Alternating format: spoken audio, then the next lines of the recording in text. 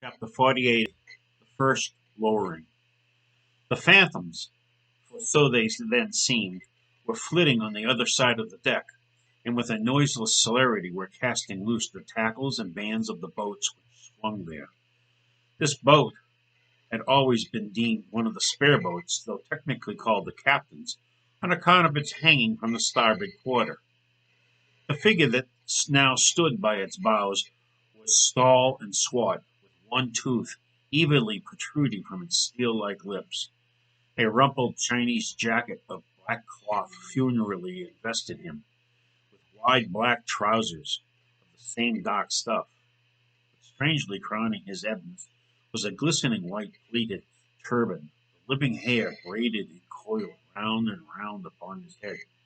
Less suave in aspect, the companions of this figure were of that vivid tiger yellow complexion peculiar to some of the aboriginal natives of the Manilas, a race notorious for a certain diabolism of subtlety, and by some honest white mariners supposed to be the paid spies and secret confidential agents on the water of the devil, their lord whose counting room they supposed to be elsewhere.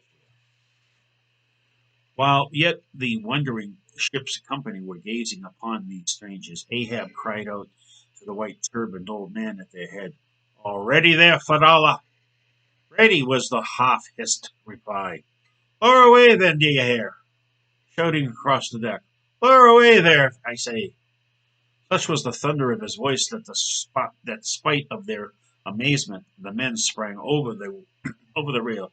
The sheaves whirled round in the blocks, and with a wallow the three boats dropped into the sea, while with a dexterous, off-handed daring unknown to any other vocation, the sailors, goat-like, leaped down the rolling ship's side into the tossed boats below. Hardly had they pulled out from underneath the ship's lee when a fourth keel, coming from the windward side, pulled round under the stern and showed the five strangers rowing Ahab, who, standing erect in the stern, showed loudly hailed Starbuck, Stub, and Flask to spread themselves widely, so as to cover a large expanse of water. But with their but with all their eyes again riveted upon the swath Fadalla and his crew, the inmates of the other boats obeyed not the command. "Captain Ahab," said Starbuck. "Spread yourselves," cried Ahab. "Give way, all four boats. Thou, Flask, pull out more to the leeward." "Aye, aye, sir," cheerily cried little King Post, sweeping around his great steering oar. "Lay back," addressing his crew. There again. There she blows, right ahead, boys. Lay back. Never heed yonder yellow boys, Archie." "Oh, I don't mind them, sir," said Archie. "I know it all before now. Didn't I hear 'em in the hold, and didn't I tell Cabaco hear of it? What say ye, Cabaco?" "They are stowaways, Mr. Flask." "Pull, pull, my fine hearts alive. Pull, my children, pull, my little ones." Drawlingly and soothingly sighed Stubb to his crew, some of whom still showed signs of uneasiness. "Why don't you break your backbones, my boys? What is it you stare at? These chaps in yonder boat? Tut! They are only 5 more hands come to help us. Never mind where from. The more the merrier. Pull then, do pull, never mind the brimstone. Devils are good fellows enough. So, there you are now. That's the stroke for £1,000. That's the stroke to sweep the stakes. Hurrah for the gold cup of sperm oil, my heroes. 3 cheers, men, all hearts alive. Easy, easy. Don't be in a hurry. Don't be in a hurry. Why don't you snap your oars, you rascals? Bite something, you dogs. So. Then softly, softly. That's it. That's it. Long and strong. Give way there. Give way. The devil fetch ye, ye ragamuffin rapscallions. Ye are all asleep. Stop snoring, ye sleepers, and pull. Pull, will ye? Pull, can't ye? Pull, won't ye? Why, in the name of grudgeons and ginger cakes, don't ye pull? Pull and break something. Pull and start your eyes out. Here, whipping out the sharp knife from his girdle, every mother's son of ye draw his knife and put that blade between his teeth. That's it. That's it. Now you do something. That looks like it, my steel bits. Start her, my silver spoons. Start her, marling spikes. Stubbs' exhortum to his group is given here at large because he had rather a peculiar way of talking to them in general, and especially in inculcating the religion of rowing. But you must not suppose from this specimen of his sermonizing that he ever flew into downright passions with his congregation. Not at all, and here within considered his chief peculiarity.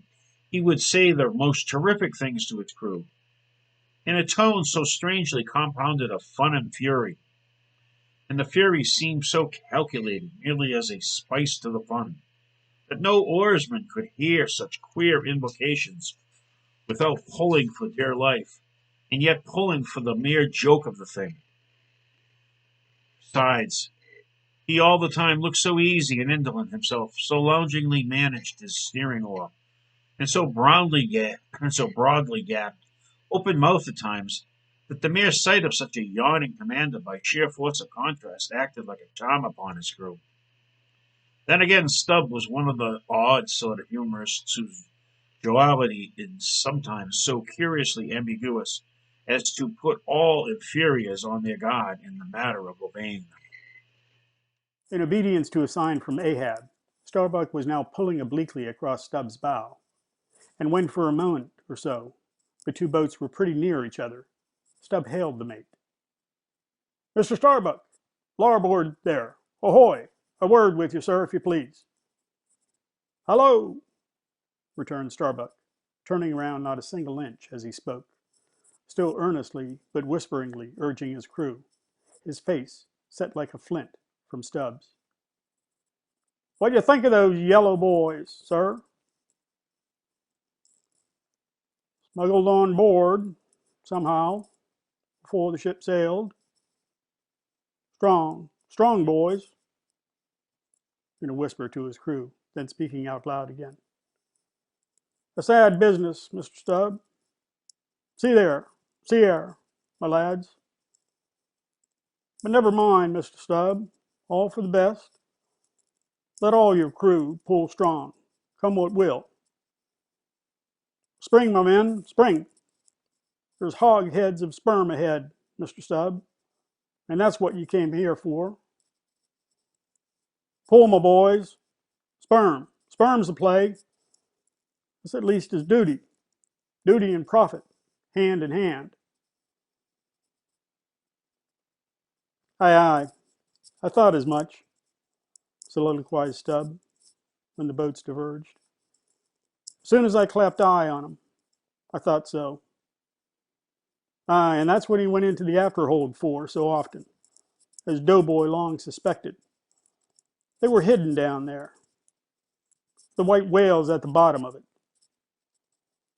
Well, well, so be it. Can't be helped. All right, give way, men. Ain't the white whale today. Give way."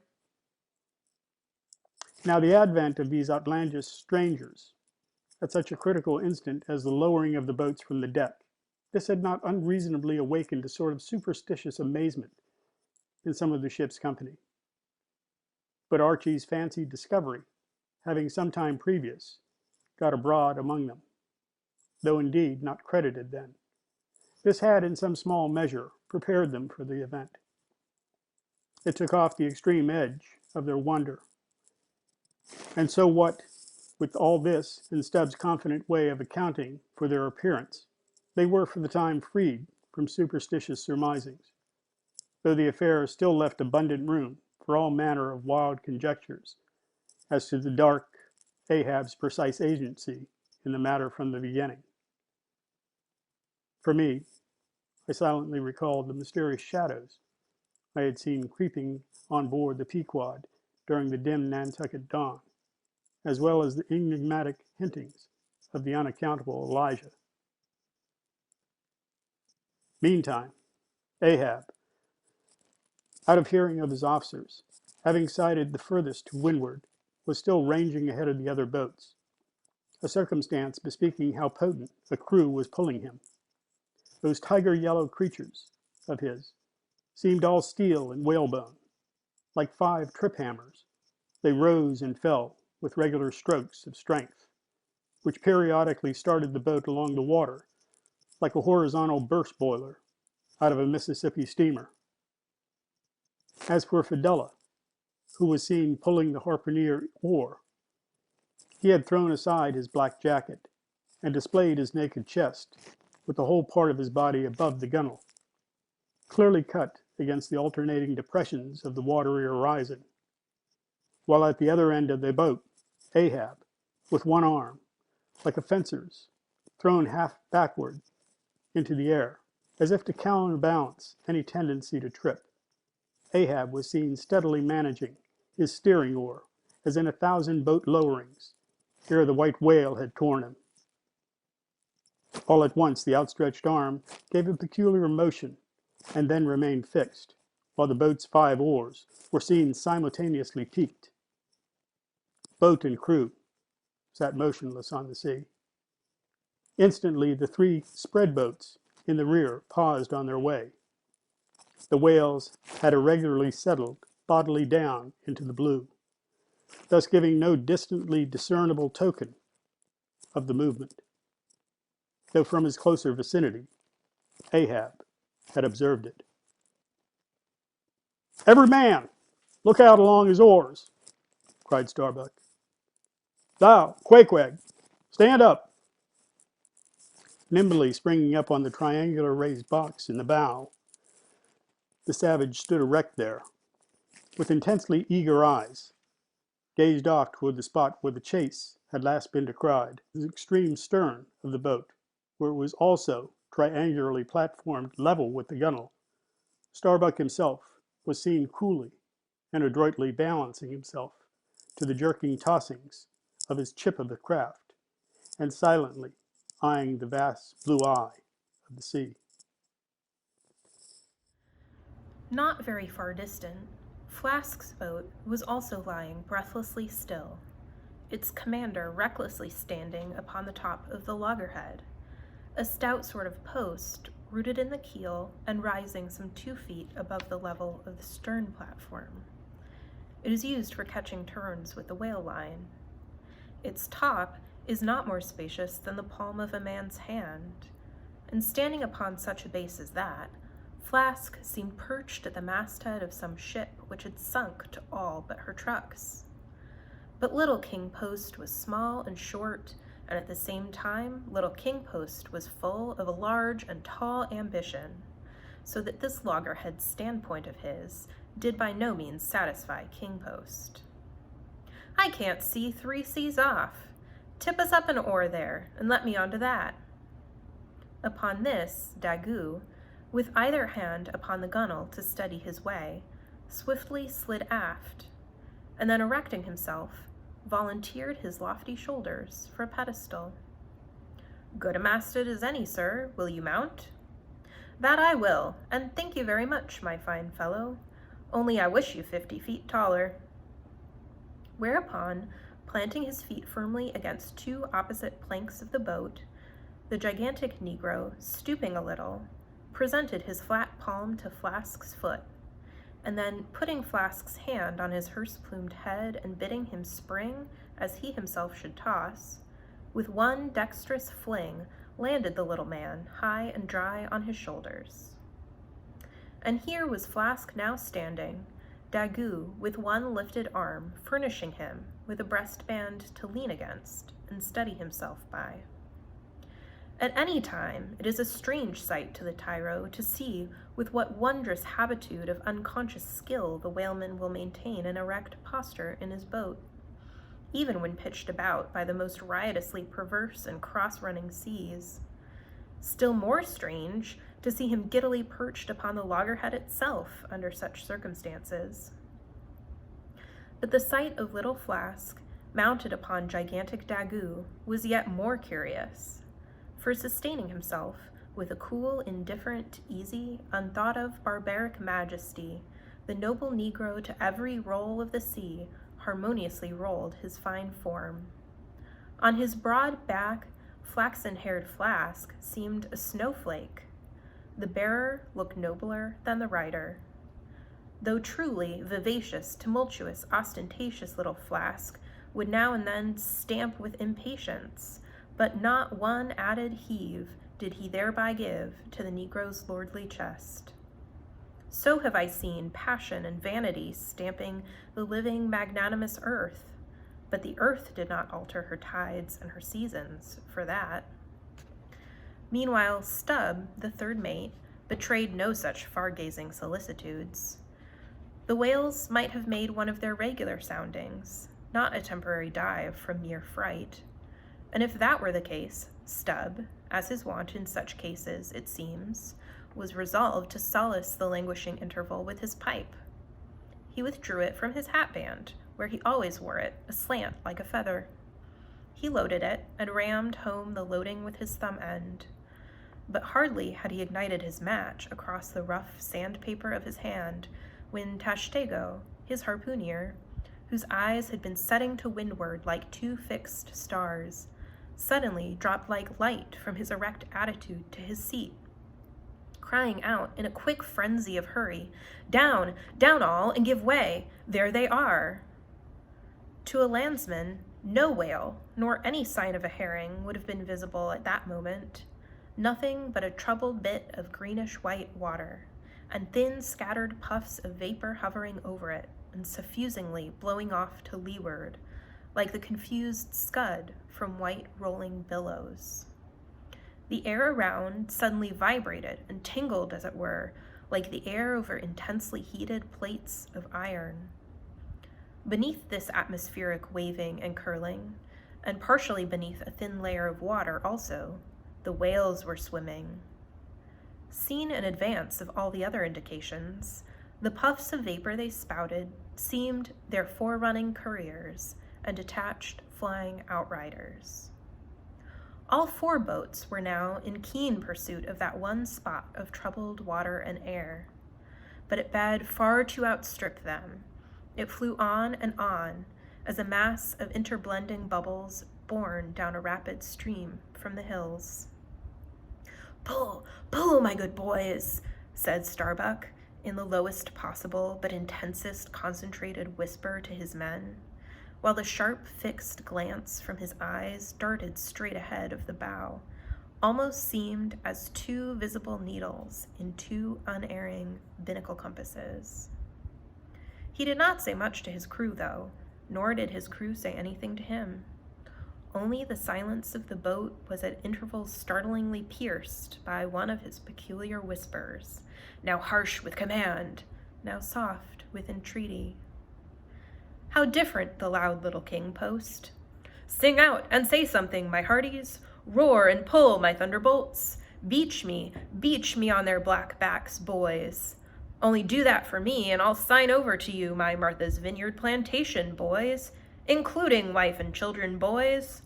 Lay me on, oh Lord, Lord, but I shall go stark, staring mad. See that white water." And so shouting, he pulled his hat from his head and stamped up and down on it, then, picking it up, flirted it far off upon the sea, and finally fell to rearing and plunging in the boat's stern like a crazed colt from the prairie. "Look at that chap now," philosophically drawled Stubb, who, with his unlighted short pipe, mechanically retained between his teeth at a short distance, followed after. "He's got fits, that Flask has. Fits? Yes, give him fits. That's the very word.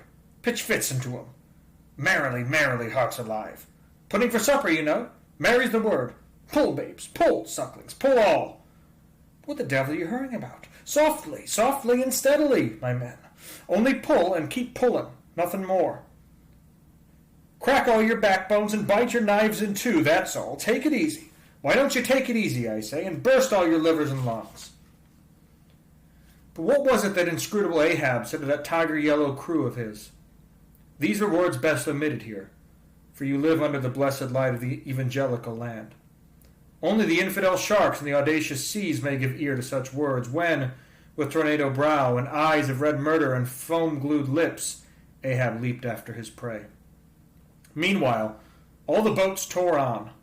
The repeated specific allusions of Flask to "that whale" as he called the fictitious monster, which he declared to be incessantly tantalizing his boat's bow with its tail. These illusions of his were at times so vivid and lifelike that they would cause some one or two of his men to snatch a fearful look over the shoulder. But this was against the rule, for the oarsmen must put out their eyes and ram a skewer through their necks, usage pronouncing they must have no organs but ears and no limbs but arms in these critical moments. It was a sight full of quick wonder and awe, the vast swells of the omnipotent sea, the surging, hollow roar they made as they rolled along the 8 gunwales like gigantic bowls in a boundless bowling green. The brief suspended agony of the boat as it would tip for an instant on the knife-like edge of the sharper waves that almost seemed threatening to cut it in two.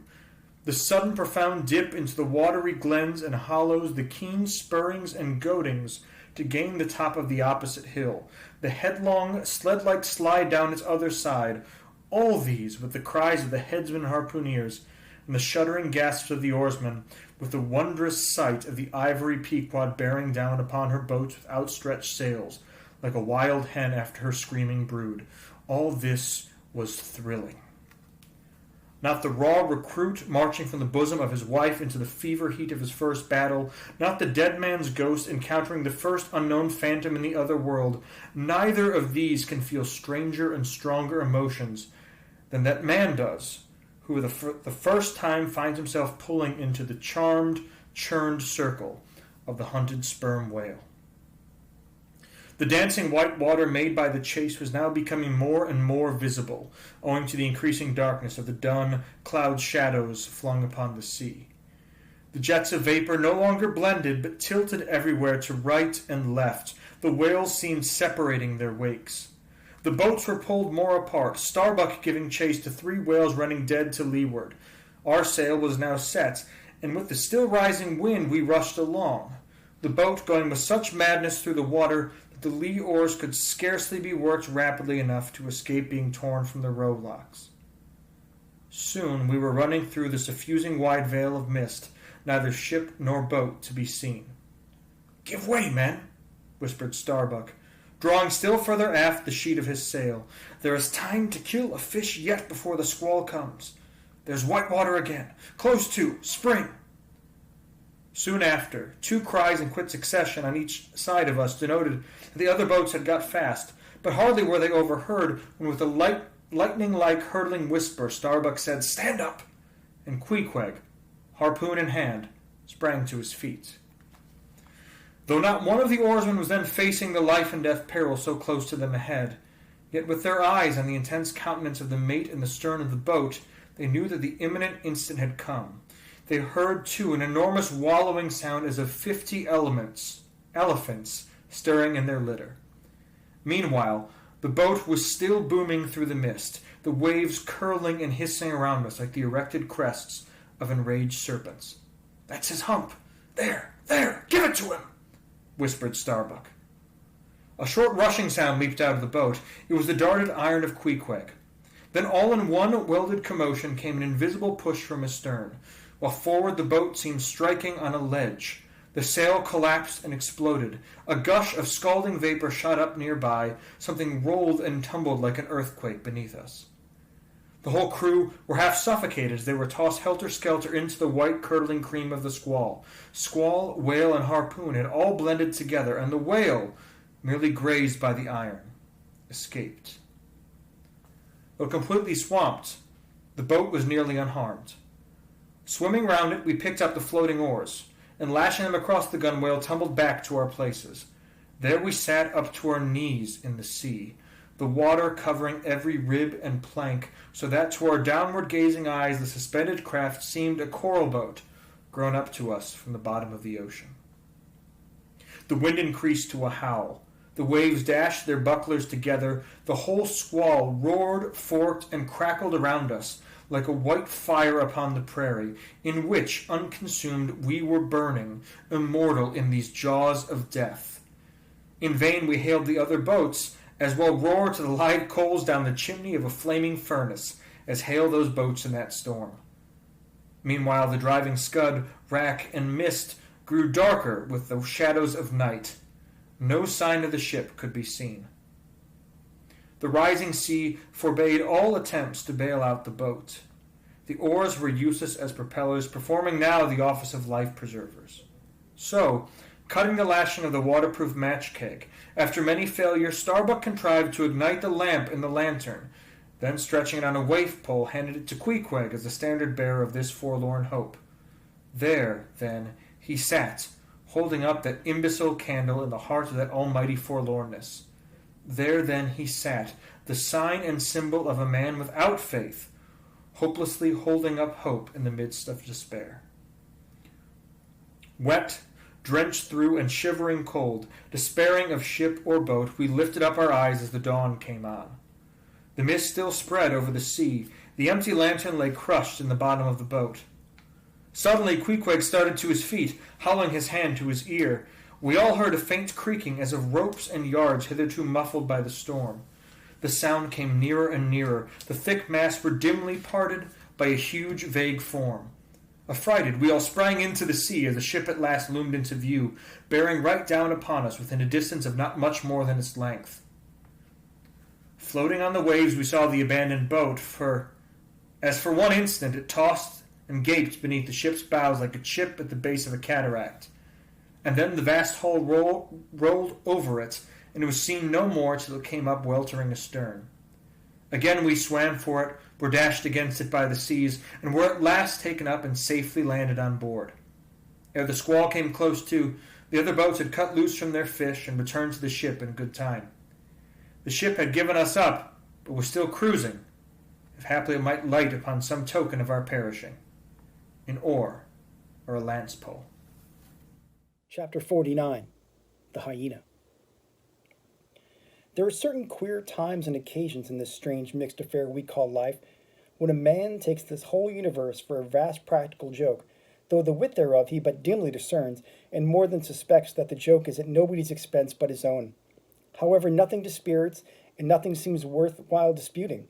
He bolts down all events, all creeds and beliefs, and persuasions, all hard things visible and invisible, never mind how knobby, as an ostrich of potent digestion gobbles down bullets and gunflints.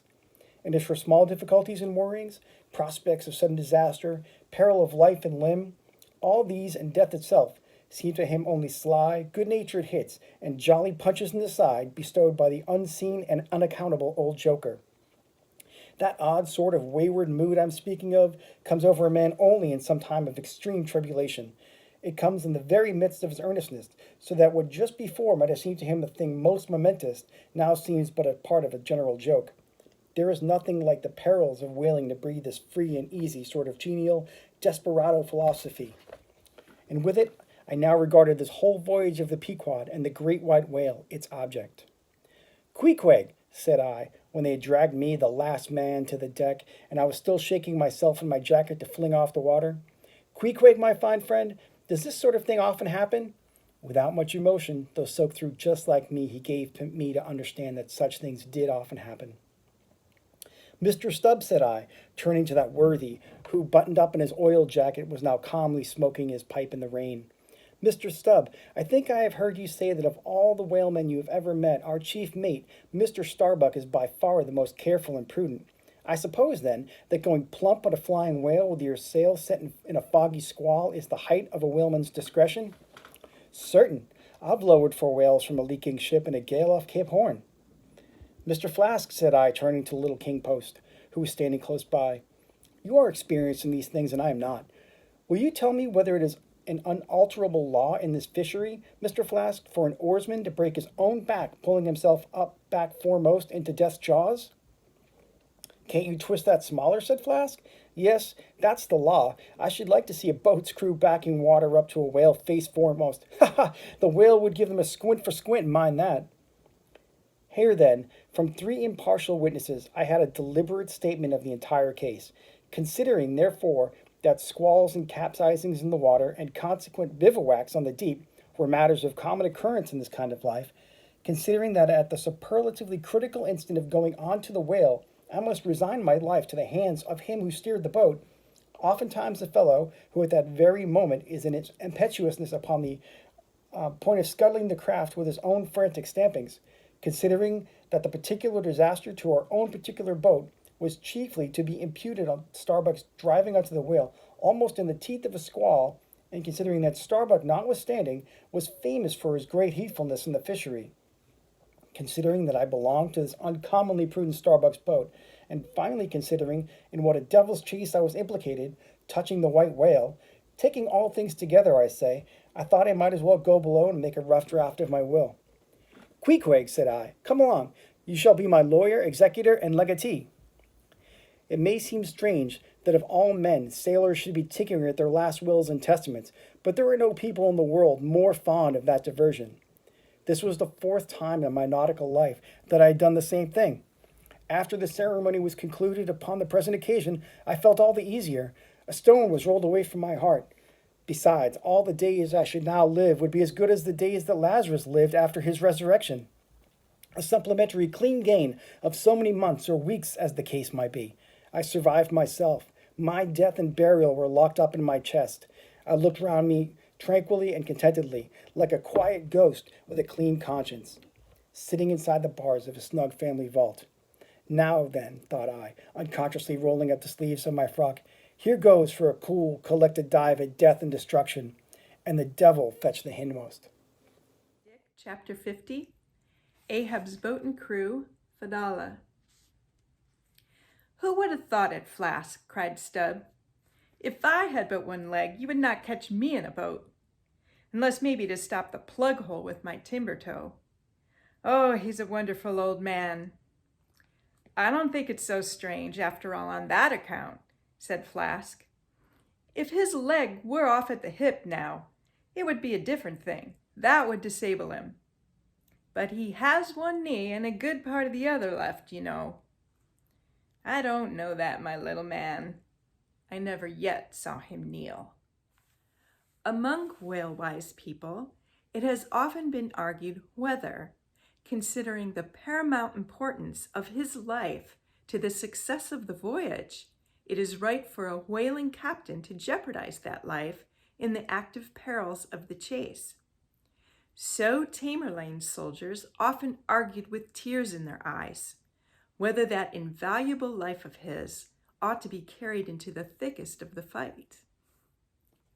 But with Ahab the question assumed a modified aspect. Considering that with 2 legs, man is but a hobbling wight in all times of danger, considering that the pursuit of whales is always under great and extraordinary difficulties, that every individual moment indeed then comprises a peril. Under these circumstances, is it wise for any maimed man to enter a whaleboat in the hunt? As a general thing, the joint owners of the Pequod must have plainly thought not. Ahab well knew that although his friends at home would think little of his entering a boat in certain comparatively harmless vicissitudes of the chase, for the sake of being near the scene of action and giving orders in person, yet for Captain Ahab to have a boat actually apportioned to him as a regular headsman in the hunt, above all for Captain Ahab to be supplied with 5 extra men as that same boat's crew, he well knew that such generous conceits never entered the heads of the owners of the Pequod. Therefore, he had not solicited a boat's crew from them, nor had he in any way hinted his desires on the head. Nevertheless, he had taken private measures of his own touching all that matter. Until Kabaku's published discovery, the sailors had little foreseen it, though to be sure when, after being a little while out of port, all hands had concluded the customary business of fitting the whaleboats for service. When some time after this, Ahab was now and then found bestirring himself in the matter of making thole-pins with his own hands for what was thought to be one of the spare boats, and even solicitously cutting the small wooden skewers, which when the line is running out are pinned over the groove in the bow. When all this was observed in him, and particularly his solicitude in having an extra coat of sheathing placed in the bottom of the boat, as if to make it better withstand the pointed pressure of his ivory limb. And also the anxiety he evinced in exactly shaping the thigh-board, or clumsy cleat as it is sometimes called, the horizontal piece in the boat's bow for bracing the knee against in darting and stabbing at the whale. When it was observed how often he stood up in the boat with his solitary knee fixed in the semicircular depression in the cleat, and with the carpenter's chisel gouged out a little here and straightened it a little there, all these things, I say, had awakened much interest and curiosity at the time. But almost everybody supposed that this particular preparative heedfulness of Ahab must only be with a view to the ultimate chase of Moby Dick, for he had already revealed his intention to hunt that mortal monster in person. But such a supposition did by no means involve the remotest suspicion as to any boat's crew being assigned to that boat. Now, with the subordinate phantoms, what wonders remained soon waned away. For in a whaler, wonders soon wane. Besides, now and then such unaccountable odds and ends of strange nations come up from the unknown nooks and ash holes of the earth to man these floating outlaws of whalers. And the ships themselves often pick up such queer castaway creatures, found tossing about the open sea on planks, bits of wreck, oars, whaleboats, canoes, blown off Japanese junks, and whatnot, that Beelzebub himself might climb up the side and step down into the cabin to chat with the captain, and it would not create any unsubduable excitement in the forecastle. But be all this as it may, certain it is that while the subordinate phantoms soon found their place among the crew, though still as it were somehow distinct from them, yet that hair-turbaned Fedallah remained a muffled mystery to the last. Whence he came in a mannerly world like this, by what sort of unaccountable tie he soon evinced himself to be linked with Ahab's particular fortunes, nay, so far as to have some sort of a half-hinted influence, heaven knows, but it might have been even authority over him. All this none knew. But one cannot sustain an indifferent air concerning Fedallah. He was such a creature as civilized domestic people in the temperate zone only see in their dreams, and that but dimly. But the like of whom now and then glide among the unchanging Asiatic communities, especially the Oriental Isles to the east of the continent, those insulated, immemorial, and unalterable countries, which even in these modern days still preserve much of the ghostly aboriginalness of the earth's primal generations, when the memory of the first man was a distinct recollection. And all men, his descendants, unknowing whence he came, eyed each other as real phantoms, and asked of the sun and the moon why they were created and to what end. When, though, according to Genesis, the angels indeed consorted with the daughters of men, the devils also, add the uncanonical rabbins, indulged in mundane amours. Chapter 51, The Spirit Spout. Days, weeks passed, and under easy sail, the ivory Pequod had slowly swept across 4 several cruising grounds, that off the Azores, off the Cape de Verdes, on the Plate, so-called, being off the mouth of the Rio de la Plata, and the Carroll Ground, an unstaked, watery locality, southerly from St. Helena.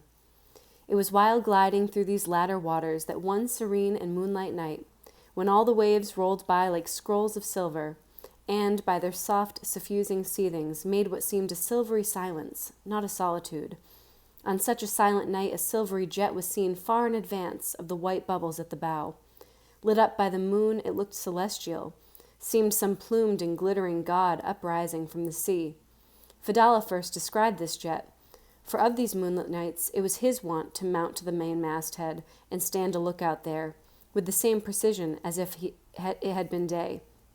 And yet, though herds of whales were seen by night, not one whaleman in 100 would venture a lowering for them.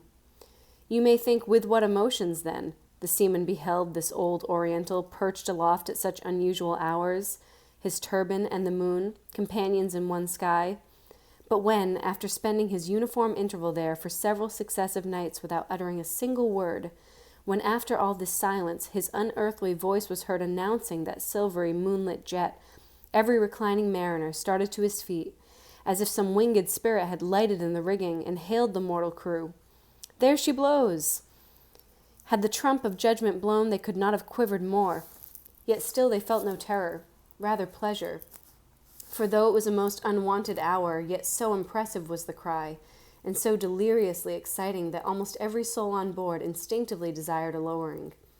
Walking the deck with quick, side-lunging strides, Ahab commanded the topgallant sails and royals to be set and every stun-sail spread. The best man in the ship must take the helm. Then, with every masthead manned, the piled-up craft rolled down before the wind. The strange, upheaving, lifting tendency of the taffrail breeze filling the hollows of so many sails made the buoyant, hovering deck to feel like air beneath the feet, while still she rushed along, as if two antagonistic influences were struggling in her, one to mount direct to heaven, the other to drive yawingly to some horizontal goal. And had you watched Ahab's face that night, you would have thought that in him also two different things were warring. While his one live leg made lively echoes along the deck, every stroke of his dead limb sounded like a coffin tap. On life and death this old man walked. But though the ship so swiftly sped, and though from every eye like arrows the eager glances shot, yet the silvery jet was no more seen that night. Every sailor swore he saw it once, but not a second time. This midnight spout had almost grown a forgotten thing, when some days after, lo, at the same silent hour, it was again announced. Again it was descried by all. But upon making sail to overtake it, once more it disappeared, as if it had never been. And so it served us night after night, till no one heeded it, but to wonder at it, mysteriously jetted into the clear moonlight, or starlight, as the case might be, disappearing again for one whole day, or 2 days, or 3, and somehow seeming at every distinct repetition to be advancing still further and further in our van. This solitary jet seemed forever alluring us on. Nor would the immemorial superstition of their race, and in accordance with the preternaturalness, as it seemed, which in many things invested the Pequod, were there wanting some of the seamen who swore that whenever and wherever descried, at however remote times, or in however far apart latitudes and longitudes, that unnearable spout was cast by one self-same whale, and that whale Moby Dick. For a time there reigned, too, a sense of peculiar dread at this flitting apparition, as if it were treacherously beckoning us on and on, in order that the monster might turn round upon us and rend us at last in the remotest and most savage seas. These temporary apprehensions, so vague but so awful, derived a wondrous potency from the contrasting serenity of the weather, in which, beneath all its blue blandness, some thought there lurked a devilish charm. As for days and days we voyaged along through seas so wearily, lonesomely mild, that all space, in repugnance to our vengeful errand, seemed vacating itself of life before our urn-like prow. But at last, when turning to the eastward, the Cape winds began howling at us, and we rose and fell upon the long troubled seas that are there, when the ivory-tusked Pequod sharply bowed to the blast and gored the dark waves in her madness, till, like showers of silver chips, the foam flakes flew over her bulwarks. Then all this desolate vacuity of life went away, but gave place to sights more dismal than before. Close to our bows, strange forms in the water darted, hither and thither before us, while thick in our rear flew the inscrutable sea ravens. And every morning, perched on our stays, rows of these birds were seen, and spite of our hootings, for a long time obstinately clung to the hemp, as though they deemed our ship some drifting, uninhabited craft, a thing appointed to desolation, and therefore fit roosting place for their homeless selves. And heaved, still unrestingly heaved the black sea, as if its vast tides were a conscience, and the great mundane soul were in anguish and remorse for the long sin and suffering it had bred. Cape of Good Hope do they call ye? Rather, Cape Tormentoso, as called of yore.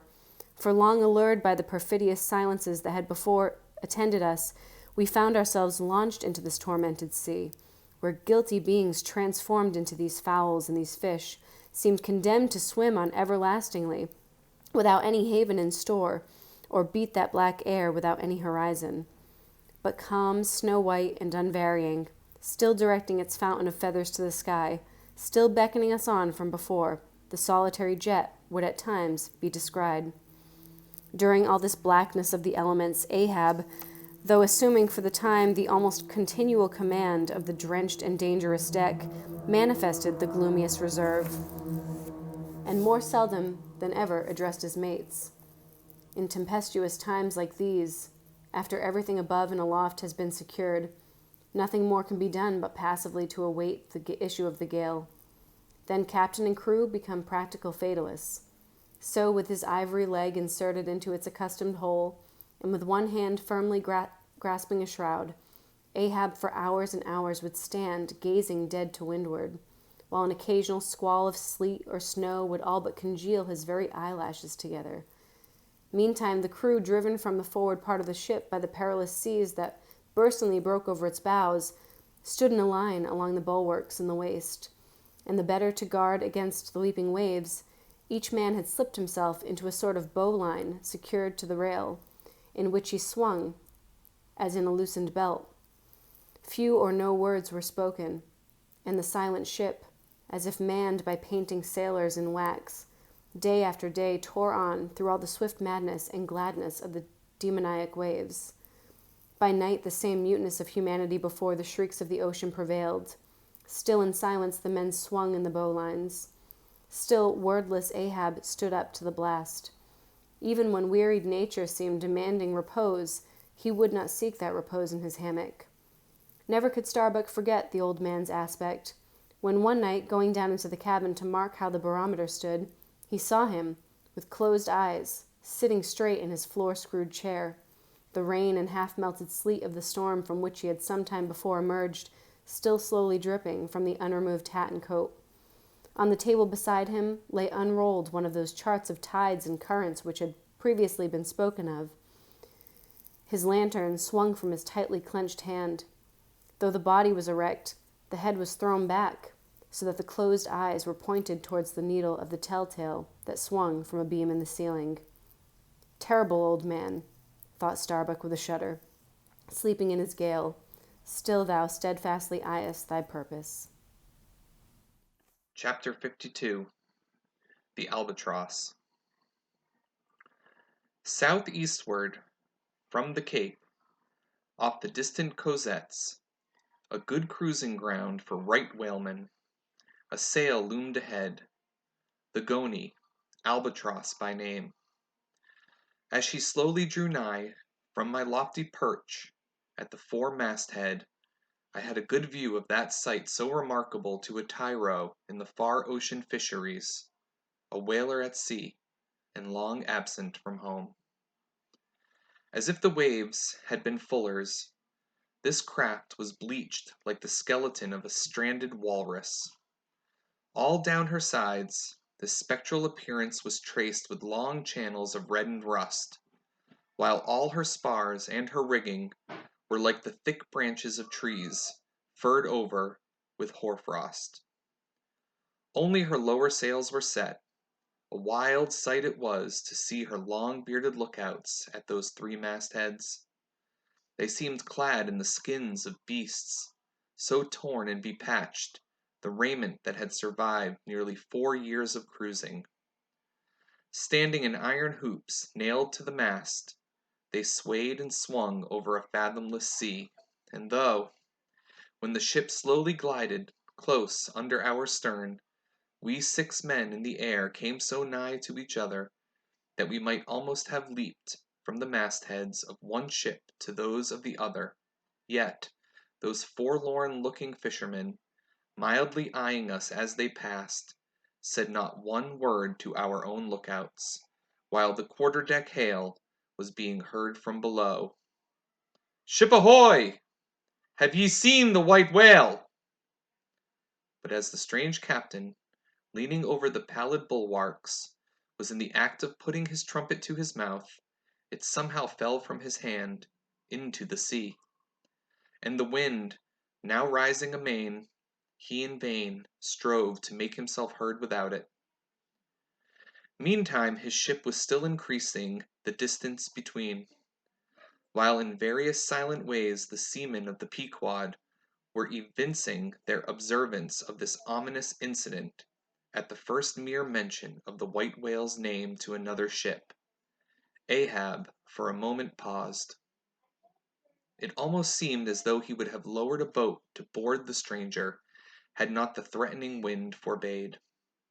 But taking advantage of his windward position, he again seized his trumpet, and knowing by her aspect that the stranger vessel was a Nantucketer and shortly bound home, he loudly hailed, "Ahoy there!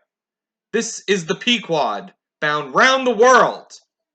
Tell them to address all future letters to the Pacific Ocean, and this time 3 years, if I am not at home, tell them to address them to—" At that moment the two wakes were fairly crossed, and instantly then, in accordance with their singular ways, shoals of small harmless fish that for some days before had been placidly swimming by our side, darted away with what seemed shuddering fins, and ranged themselves fore and aft with the stranger's flanks. Though in the course of his continual voyagings Ahab must often before have noticed a similar sight, yet, to any monomaniac man, the various trifles capriciously carry meanings. "Swim away from me, do ye?" murmured Ahab, gazing over into the water. There seemed but little in the words, but the tone conveyed more of deep helpless sadness than the insane old man had ever before evinced. But turning to the steersman, who thus far had been holding the ship in the wind to diminish her headway, he cried out in his old lion voice, "Up helm! Keep her off! Round the world! Round the world!" There is much in that sound to inspire proud feelings, but whereto does all that circumnavigation conduct? Only through numberless perils to the very point whence we started, where those that we left behind secure were all the time before us. Were this world an endless plain, and by sailing eastward we could forever reach new distances and discover sights more sweet and strange than any Cyclades or islands of King Solomon, then there were promise in the voyage. But in pursuit of those far mysteries we dream of, or in tormented chase of that demon phantom that, sometime or other, swims before all human hearts, while chasing such over this round globe, they either lead us on in barren mazes, or midway leave us whelmed. I'm reading chapter 53, The Gam. The ostensible reason why Ahab did not go on board of the whaler we had spoken was this: the wind and the sea betokened storms. But even if this had not been the case, he would not, after all, perhaps have boarded her, judging by his subsequent conduct on similar occasions, if so it had been that, by the process of hailing, he had obtained a negative answer to the question he put. For, as it eventually turned out, he cared not to consort, even for 5 minutes, with any stranger captain, except he could contribute some of that information he so absorbingly sought. But all of this might remain inadequately estimated were not something said here of the peculiar usages of whaling vessels when meeting each other in foreign seas, and especially on common cruising ground. If two strangers crossing the Pine Barrens in New York State, or the equally desolate Salisbury Plain in England, if casually encountering each other in such inhospitable wilds, these twain, for the life of them, could not well avoid a mutual salutation, and, stopping for a moment to interchange the news, and perhaps sitting down for a while of resting in concert, then how much more natural than upon that illimitable Pine Barrens and Salisbury Plains of the sea, two whaling vessels descrying each other at the ends of the earth, off lone Fanning Island or the faraway Kingsmills, How much more natural, I say, than under such circumstances these ships should not only exchange hails, but come into still closer, more friendly and sociable contact. And especially would this seem to be a matter of course in the case of vessels owned in one seaport, and whose captains, officers, and not a few of the men are personally known to each other, and consequently have all sorts of dear domestic things to talk about. For the long outward ship, the outward bounder perhaps has letters on board. At any rate, she will be sure to let her have some papers of a date a year or two later than the last one on her blurred and thumb-worn files. And in return for that courtesy, the outward-bound ship would receive the latest whaling intelligence from the cruising ground to which she may be destined, a thing of utmost importance to her. And, in degree, all this will hold true concerning whaling vessels crossing each other's tracks on the cruising ground itself, even though they are equally long absent from home. For one of them may have received a transfer of letters from some third and now far remote vessel, and some of those letters may be for the people of the ship she now meets. Besides, they would exchange the whaling news and have an agreeable chat, for not only would they meet with all the sympathies of sailors, but likewise with all the peculiar congenialities arising from a common pursuit and mutually shared privations and perils. Nor would difference of country make any very essential difference, that is, so long as both parties speak one language, as is the case with Americans and English. Though, to be sure, from the small number of English whalers, such meetings do not very often occur, and when they do occur, there is too apt to be a sort of shyness between them, for your Englishman is rather reserved, and your Yankee he does not fancy that sort of thing in anything but himself. Besides, the English whalers sometimes affect a kind of metropolitan superiority over the American whalers, regarding the long, lean Nantucketer with his nondescript provincialisms as a sort of sea peasant. But where the superiority in English whalemen does really consist, it would be hard to say, seeing that Yankees, in one day, collectively kill more whales than all the English, collectively, in 10 years. But this is a harmless little foible in English whale hunters, which the Nantucketer does not take too much to heart, probably because he knows he has a few foibles himself. So, then, we see that all ships separately sailing the sea, the whalers have most reason to be sociable, and they are so. Whereas some merchant ships crossing each other's wake in the mid-Atlantic will oftentimes pass on without so much as a single word of recognition, mutually cutting each other on the high seas like a brace of dandies in Broadway, and all the time indulging, perhaps, in finical criticism upon each other's rig. As for men of war, when they chance to meet at sea, they first go through such a string of silly bowings and scrapings, such a ducking of ensigns, that there does not seem to be much right down hearty goodwill and brotherly love about it at all. As touching slave ships meeting, why, they're in such a prodigious hurry they run away from each other as soon as possible. And as for pirates, when they chance to cross each other's crossbones, the first hail is, "How many skulls?" The same way that whalers hail, "How many barrels?" And that question, once answered, pirates straightway steer apart, for they are infernal villains on both sides and don't like to overmuch see each other's villainous likenesses. But look at the godly, honest, unostentatious, hospitable, sociable, free and easy whaler. What does the whaler do when she meets another whaler in any sort of decent weather? She has a gam, a thing so utterly unknown to all other ships that they have never heard of the name even. And if by chance they should hear of it, they only grin at it and repeat gamesome stuff about spouters and blubber boilers and such pretty exclamations. Why, it is that all merchant seamen and all pirates and all man-of-war's men and slave-ship sailors cherish such a scornful feeling towards whale ships. This is a question it would be hard to answer. Because, in the case of pirates, say, I should like to know whether that profession of theirs has any peculiar glory about it. It sometimes ends in uncommon elevation, indeed, but only at the gallows. Besides, when a man is elevated in that odd fashion, he has no proper foundation for his superior attitude. Hence, I conclude that, in boasting himself to be high lifted above a whaleman, in that assertion the pirate has no solid basis to stand on. But what is a gam? You might wear out your index finger running up and down the columns of dictionaries and never find the word. Dr. Johnson never attained to that erudition. Noah's Webster's Ark does not hold it. Nevertheless, the same expressive word has now for many years been in constant use among some 15,000 true-born Yankees. Certainly it needs a definition, and it should be incorded into the lexicon. With that view, let me learnedly define it. Gam, noun. A social meeting of two or more whale ships, generally on a cruising ground, when, after exchanging hails, they exchange visits by boat's crews, the two captains remaining, for the time, on board of one ship and the two chief mates on the other. There's another little item about gamming which must not be forgotten here.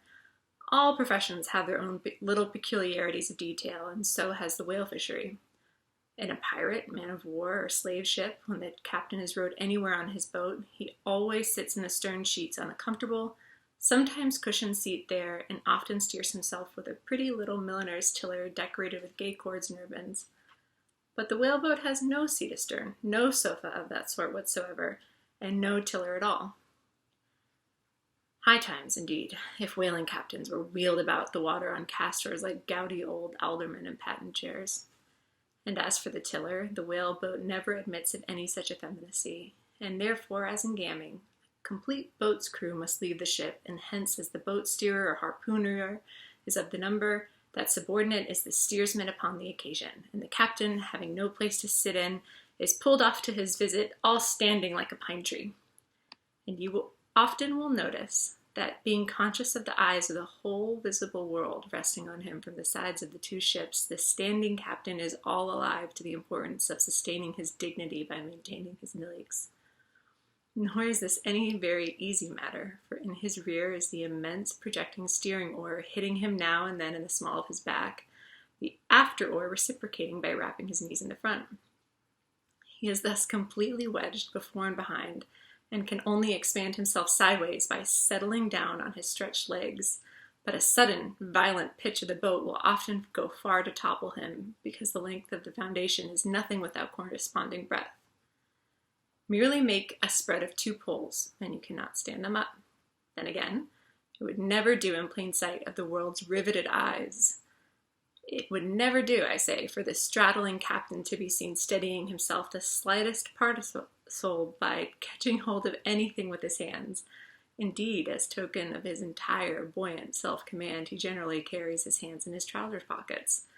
But perhaps, being generally very large, heavy hands, he carries them there for ballast. Nevertheless, there have occurred instances, well authenticated ones too, where the captain has been known for an uncommonly critical moment or two, in a sudden squall, say, to seize hold of the nearest oarsman's hair, and hold on there like grim death. The Cape of Good Hope, and all the watery region round about there, is much like some noted four corners of a great highway, where you meet more travelers than in any other part. It was not very long after speaking the Goni that another homeward-bound whaleman, the Town Ho, was encountered. She was manned almost wholly by Polynesians. In the short gam that ensued, she gave us strong news of Moby Dick. To some, the general interest in the white whale was now wildly heightened by a circumstance of the Town Ho's story, which seemed obscurely to involve with the whale a certain wondrous inverted visitation of one of those so-called judgments of God which at times are said to overtake some men. This latter circumstance, with its own particular accompaniments, forming what may be called the secret part of the tragedy about to be narrated, never reached the ears of Captain Ahab or his mates, for that secret part of the story was unknown to the captain of the Town Ho himself. It was the private property of 3 Confederate white seamen of that ship, one of whom, it seems, communicated it to Tashtego with Romish injunctions of secrecy. But the following night Tashtego rambled in his sleep, and revealed so much of it in that way that when he was wakened he could not well withhold the rest. Nevertheless, so potent an influence did this thing have on those seamen in the Pequod who came to the full knowledge of it, and by such a strange delicacy, to call it so, were they governed in this matter, that they kept the secret among themselves, so that it never transpired abaft the Pequod's mainmast. Interweaving in its proper place this darker thread with the story as publicly narrated on the ship, the whole of this strange affair I now proceed to put on lasting record. For my humor's sake, I shall preserve the style in which I once narrated it at Lima to a lounging circle of my Spanish friends, one Saint's Eve smoking upon the thick gilt tiled piazza of the Golden Inn. Of those fine cavaliers, the young Dons, Pedro and Sebastian, were on the closer terms with me, and hence the interluding questions they occasionally put, and which are duly answered at the time. Some 2 years prior to my first learning the events which I'm about rehearsing to you, gentlemen, the town-ho, sperm whaler of Nantucket, was cruising in your Pacific here, not very many days' sail westward from the eaves of this good Golden Inn. She was somewhere to the northward of the line. One morning, upon handling the pumps according to daily usage, it was observed that she had more water in her hold than common. They supposed a swordfish had stabbed her, gentlemen, but the captain, having some unusual reason for believing that rare good luck awaited him in those latitudes, and therefore being very averse to quit them, and the leak not being then considered at all dangerous, though indeed they could not find it after searching the hold as low down as was possible in rather heavy weather, the ship still continued her cruisings, the mariners working at the pumps at wide and easy intervals, but no good luck came. More days went by, and not only was the leak yet undiscovered, but it sensibly increased, so much so that, now taking some alarm, the captain, making all sail, stood away for the nearest harbour among the islands, there to have his hull hove out and repaired. Though no small passage was before her yet, if the commonest chance favoured, he did not at all fear that his ship would founder by the way, because his pumps were of the best, and being periodically relieved at them, those 36 men of his could easily keep the ship free, never mind if the leak should double on her.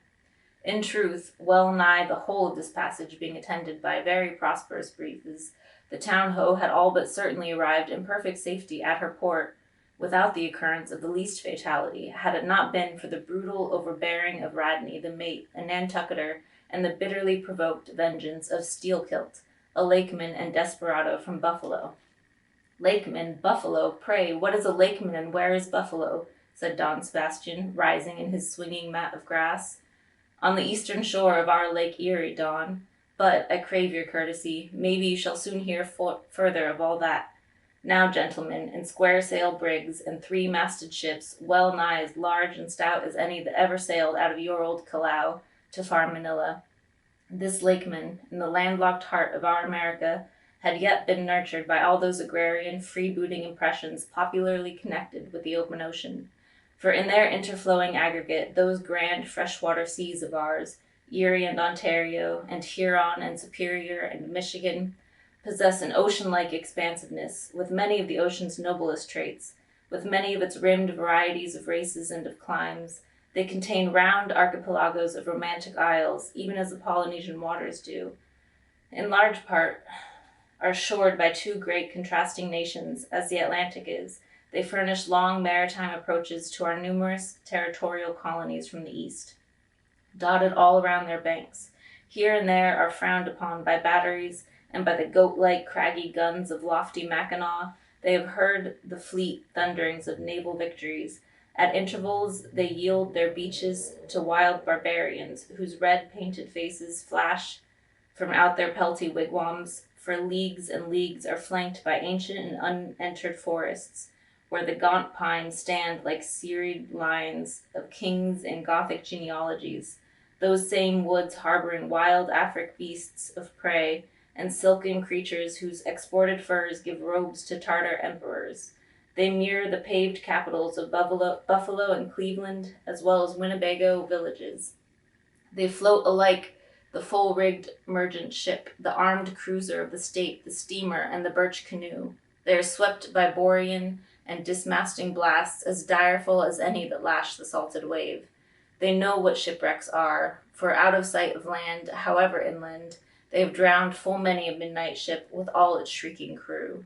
Thus, gentlemen, though an inlander, Steelkilt was wild ocean born and wild ocean nurtured, as much of an audacious mariner as any.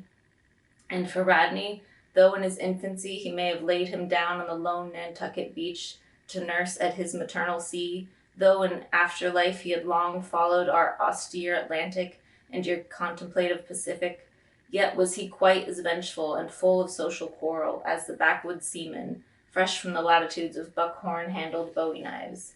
Yet was this Nantucket a man with some good-hearted traits, and this lakeman a mariner, who, though a sort of devil indeed, might yet be by inflexible firmness, only tempered by that common decency of human recognition, which is the meanest slave's right, thus treated this Steelkilt, had long been retained harmless and docile.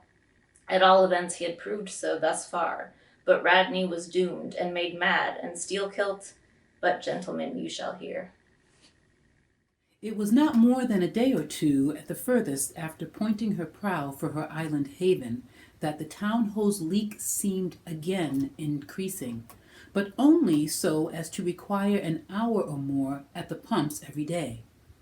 You must know that in a settled and civilized ocean like our Atlantic, for example, some skippers think little of pumping their whole way across it, though of a still, sleepy night, should the officer of the deck happen to forget his duty in that respect, the probability that he and his shipmates would ever remember it again, on account of all hands gently subsiding to the bottom.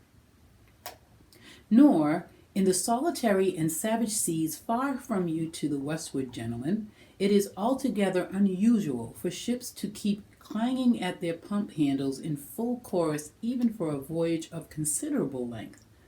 That is, if it lie along a tolerably accessible coast, or if for any other reasonable retreat is offered them. It is only when a leaky vessel is in some very out-of-the-way part of those waters, some really landless latitude, that their captain begins to feel a little anxious. Much this way had it been with the town-ho. So when her leak was found gaining once more, there was in truth some small concern manifested by several of her company, especially by Radney, the mate. He commanded the upper sails to be well hoisted, sheeted home anew, and every way expanded to the breeze. Now, this Radney, I suppose, was as little of a coward and as little inclined to any sort of nervous apprehensiveness touching his own person as any fearless, unthinking creature on land or on sea that you can conveniently imagine, gentlemen. Therefore, when he betrayed this solicitude about the safety of the ship, some of the seamen declared that it was only on account of his being a part owner of her. So, when they were working that evening at the pumps, there was on this head no small gamesomeness slyly going on among them, as they stood with their feet continually overflowed by the rippling water, clear as any mountain spring, gentlemen, that bubbling from the pumps ran across the deck and poured itself out in steady spouts at the lee scupper holes. Now, as you well know, it is not seldom the case in this conventional world of ours, watery or otherwise, that when a person placed in command over his fellow men finds one of them to be very significantly his superior in general pride of manhood, straightway against that man he conceives an unconquerable dislike and bitterness. And if he have a chance, he will pull down and pulverize that subaltern's tower and make a little heap of dust of it. Be this conceit of mine as it may, gentlemen, at all events, Steelkilt was a tall and noble animal with a head like a Roman and a flowing golden beard like the tasseled housings of your last viceroy's snorting charger, and a brain and a heart and a soul in him, gentlemen, which he made Steelkilt Charlemagne, had he been born son to Charlemagne's father. But Radney, the mate, was ugly as a mule, yet as hardy and stubborn and malicious. He did not love Steelkilt, and Steelkilt knew it. Espying the mate drawing near, as he was toiling at the pump with the rest, the lakeman affected not to notice him, but unawed went on with his gay banterings. Aye, aye, merry lads, it's a lively league this. Hold the cannon in, one of ye, and let's have at it. By the Lord, it's worth bottling. I tell ye what, men, old Rad's investment must go for it. He had best cut away this part of the hull and tow it home. The fact is, boys, that Swordfish only began the job. He's come back again with a gang of ship carpenters, sawfish and filefish and what not. The whole posse of 'em are now hard at work cutting and slashing at the bottom, making improvements, I suppose. If old Rad were here now, I'd tell him to jump overboard and scatter 'em. They're playing the devil with his estate, I can tell 'em. But he's a simple old soul, Rad, and a beauty, too. Boys, they say the rest of his property is invested in looking-glasses. I wonder if he'd give a poor devil like me the motto of his nose. Damn your eyes! What's that pump stopping for? Roared Radney, pretending not to have heard the sailors talk. Thunder it away! Aye, aye, sir, said Steelkilt, merry as a cricket. Lively, boys, lively now! And with that, the pump clanged like 50 fire engines. The men tossed their hats off to it, and ere long that peculiar gasping of lungs was heard which denotes the fullest tension of life's utmost energies. Quitting the pump at last, with the rest of his band, the lakeman went forward all panting and sat himself on the windlass. His face fiery red, his eyes bloodshot, and wiping profuse sweat from his brow.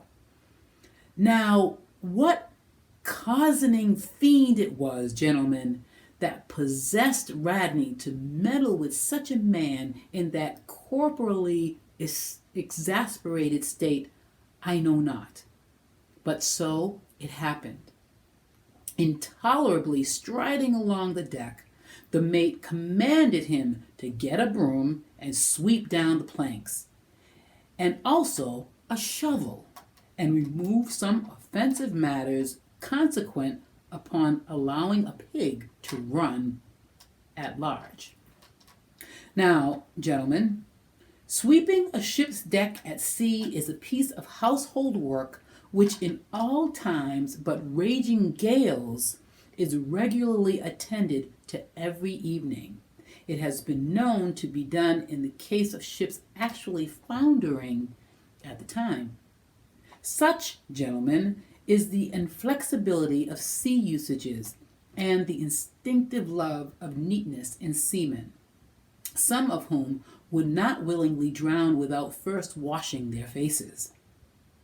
But in all vessels, this broom business is the prescriptive province of the boys, if boys there be aboard.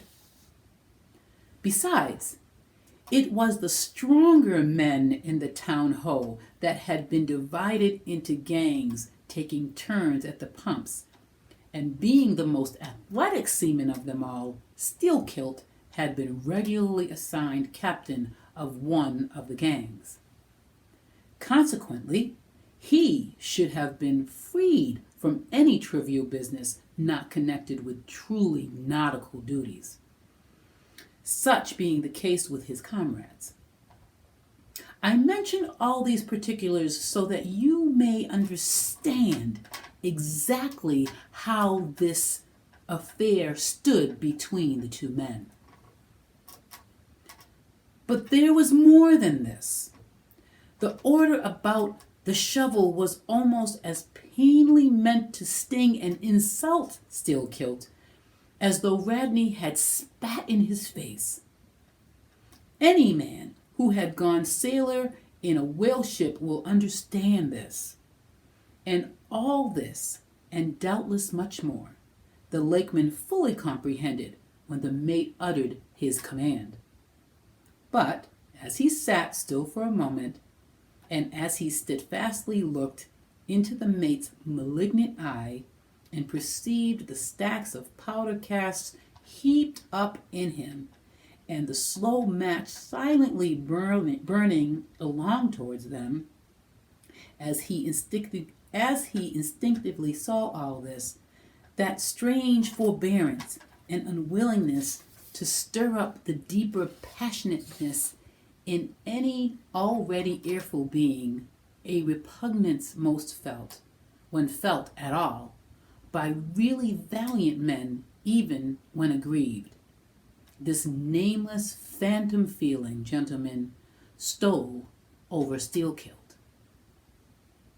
Therefore, in his ordinary tone, only a little broken by a bodily exhaustion he was temporarily in, he answered him, saying that sweeping the deck was not his business, and he would not do it.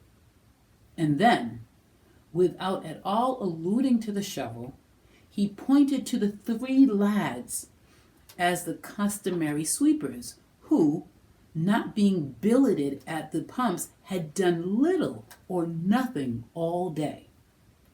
To this, Radney replied with an oath, in a most domineering and outrageous manner, unconditionally reiterating his command. Meanwhile, advancing upon the still-seated Lakeman, with an uplifted Cooper's club hammer, which he had snatched from nearby. Heated and irritated as he was by his spasmodic toil at the pumps, for all his first nameless feeling of forbearance, the sweating Steelkilt could but ill brook this bearing in the mate.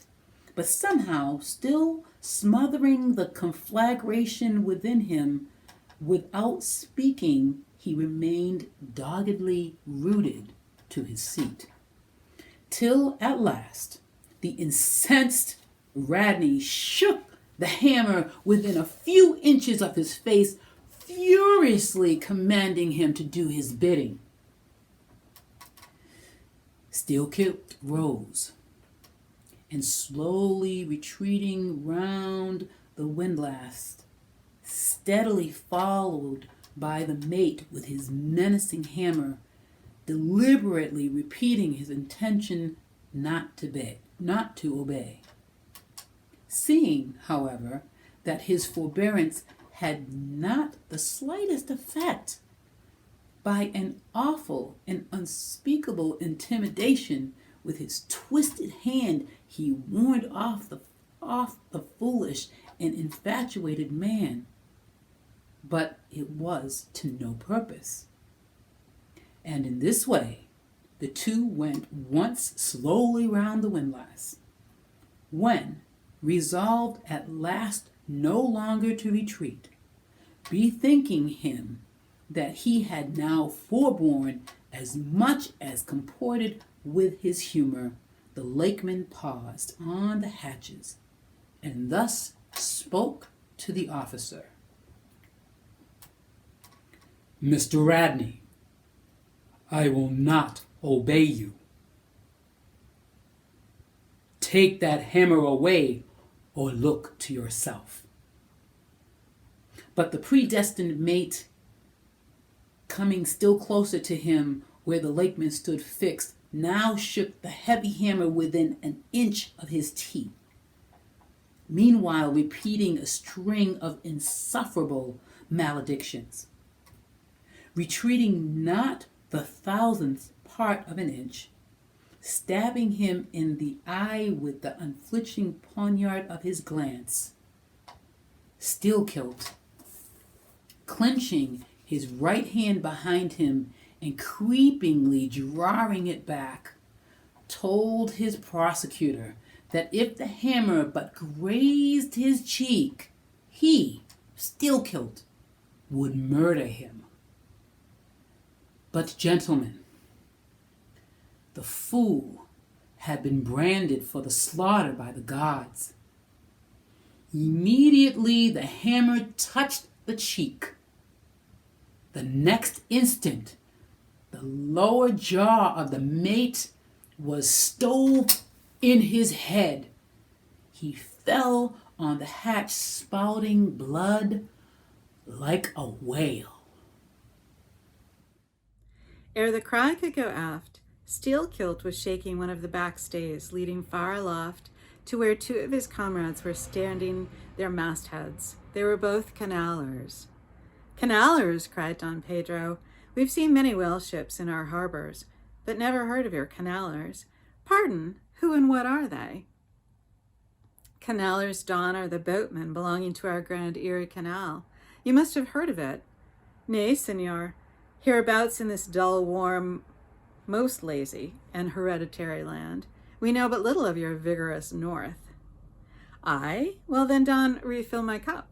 Your cheek is very fine, and ere proceeding further, I'll tell you what the canalers are, for such information may throw sidelight upon my story.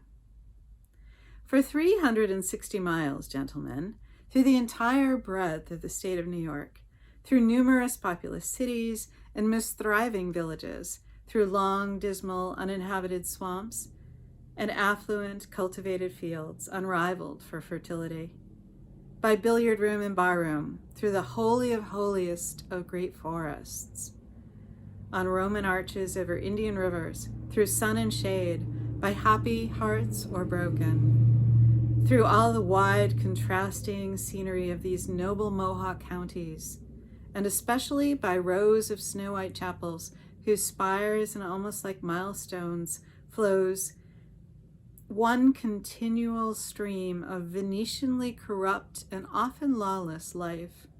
There's your true Ashanti, gentlemen. There howl your pagans. Where you ever find them, next door to you, under the long-flung shadow and the snug, patronizing lee of churches. For by some curious fatality, as it is often noted of your metropolitan freebooters, that they ever encamp around the halls of justice, so sinners, gentlemen, most abound in holiest vicinities. Is that a friar passing? Said Don Pedro, looking downward into the crowded plaza with humorous concern. Well, for our northern friend, Dame Isabella's Inquisition wanes in Lima, laughed Don Sebastian. Proceed, senor. A moment, pardon, cried another of the company. In the name of all of us Limeese, I but desire to express to you, Sir Sailor, that we have by no means overlooked your delicacy in not substituting present Lima for distant Venice in your corrupt comparison. Oh, do not bow and look surprised. You know the proverb all along this coast, corrupt as Lima. It but bears out your saying, too. Churches more plentiful than billiard tables, and forever open, and corrupt as Lima. So too Venice. I've been there, the holy city of the blessed evangelist St. Mark. St. Dominic, purge it. Your cup. Thanks. Here I refill. Now you pour out again. Freely depicted in his own vocation, gentlemen, the canaler would make a fine dramatic hero. So abundantly and picturesquely wicked is he. Like Mark Antony, for days and days along his green-turfed, flowery Nile, he indolently floats, openly toying with his red-cheeked Cleopatra, ripening his apricot thigh upon the sunny deck. But ashore, all this effeminacy is dashed. The brigandish guise which the canaler so proudly sports, his slouched and gaily ribboned hat betokens his grand features, a terror to the smiling innocence of the villages through which he floats. His swart visage and bold swagger are not unshunned in cities. Once a vagabond on his own canal, I've received good turns from one of these canalers. I thank him heartily, would fain be not ungrateful, but it is often one of the prime redeeming qualities of your man of violence that at times he has as stiff an arm to back a poor stranger in a strait as to plunder a wealthy one. And some, gentlemen, what the wildness of this canal life is emphatically evinced by this, that our wild whale fishery contains so many of its most finished graduates. and that scarce any race of mankind except Sydney men are so much distrusted by our whaling captains. Nor does it at all diminish the curiousness of this matter, that to many thousands of our rural boys and young men born along its line, the probationary life of the Grand Canal furnishes the sole transition between quietly reaping in a Christian cornfield and recklessly plowing the waters of the most barbaric seas. I see, impetuously exclaimed Don Pedro, spilling his chica upon his silvery ruffles. No need to travel, the world's one Lima. I had thought now that at your temperate north, the generations were cold and holy as the hills. But the story. I left off, gentlemen, where the lake men shook the backstay. Hardly had he done so when he was surrounded by the 3 junior mates and the 4 harpooners, who all crowded him to the deck. But sliding down the ropes like baleful comets, the 2 canalers rushed into the uproar and sought to drag their man out of it toward the forecastle. Others of the sailors joined with them in this attempt, and a twisted turmoil ensued. While standing out of harm's way, the valiant captain danced up and down with a whale pike, calling upon his officers to manhandle that atrocious scoundrel and smoke him along to the quarter deck. At intervals, he ran close up to the revolving border of the confusion, and prying into the heart of it with his pike, sought to prick out the object of his resentment. But Steelkilt and his desperadoes were too much for them all. They succeeded in gaining the forecastle deck, where hastily slewing about 3 or 4 large casks in a line with the windlass, these sea Parisians entrenched themselves behind the barricade. "Come out of that, ye pirates," roared the captain, now menacing them with a pistol in each hand, just brought to him by the steward. "Come out of that, ye cutthroats." Steelkilt leaped out of the barricade, and striding up and down there, defied the worst the pistols could do, but gave the captain to understand distinctly that his, Steelkilt's, death would be the signal for a murderous mutiny on the part of all hands. Fearing in his heart lest this might prove but too true, the captain a little desisted, but still commanded the insurgents instantly to return to their duty. "Will you promise not to touch us if we do?" demanded their ringleader. Turn to, I make no promise. To your duty. Do you want to sink the ship by knocking off at a time like this? Turn to." And he once more raised the pistol. "Sink the ship," cried Steelkilt. "Aye, let her sink. Not a man of us turns to, unless you swear not to raise a rope yarn against us. What say ye, men?" turning to his comrades.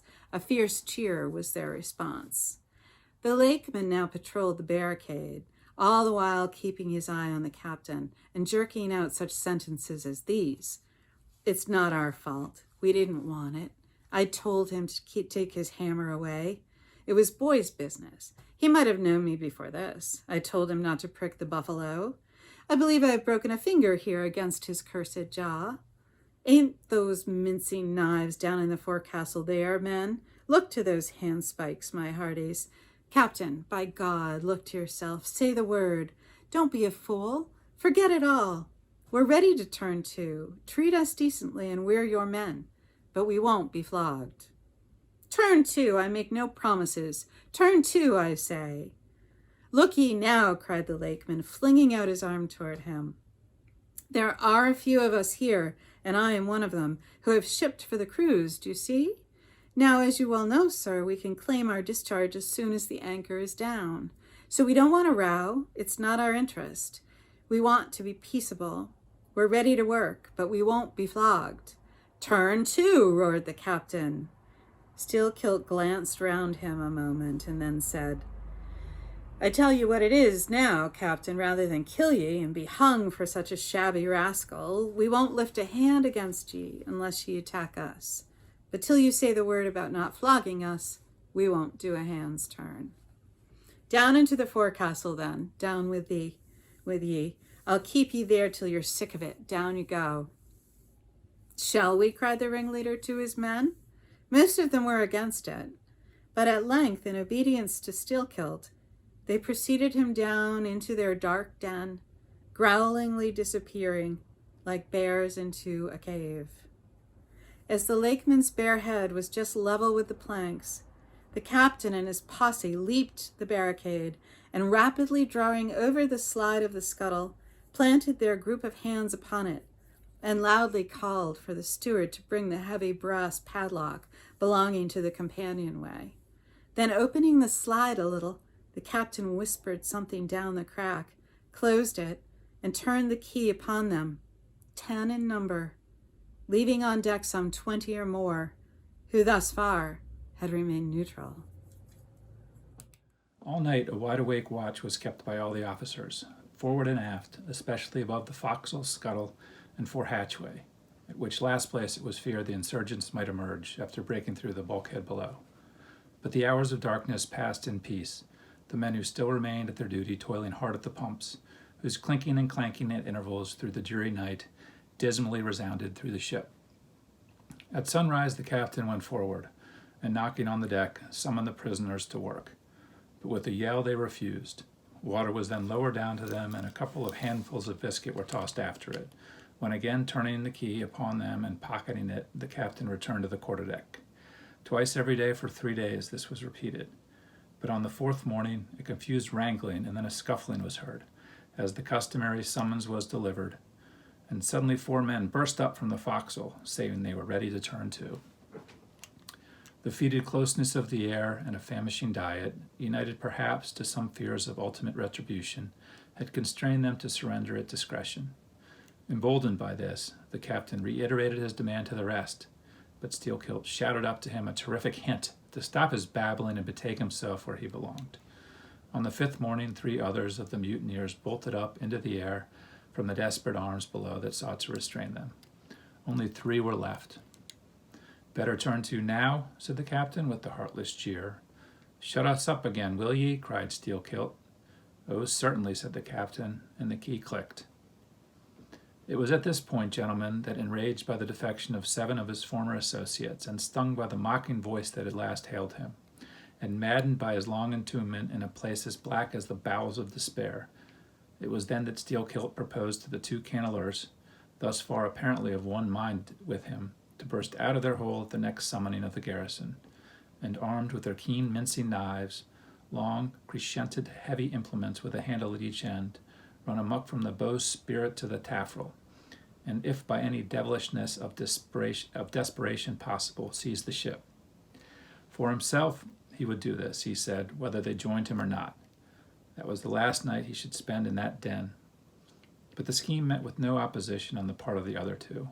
They swore they were ready for that, or for any other mad thing, for anything, in short, but a surrender. And what was more, they each insisted upon being the first man on deck when the time to make the rush should come. But to this their leader as fiercely objected, reserving that priority for himself, particularly as his 2 comrades would not yield, the one to the other, in the matter, and both of them could not be first, for the latter would but admit 1 man at a time. And here, gentlemen, the foul play of these miscreants must come out.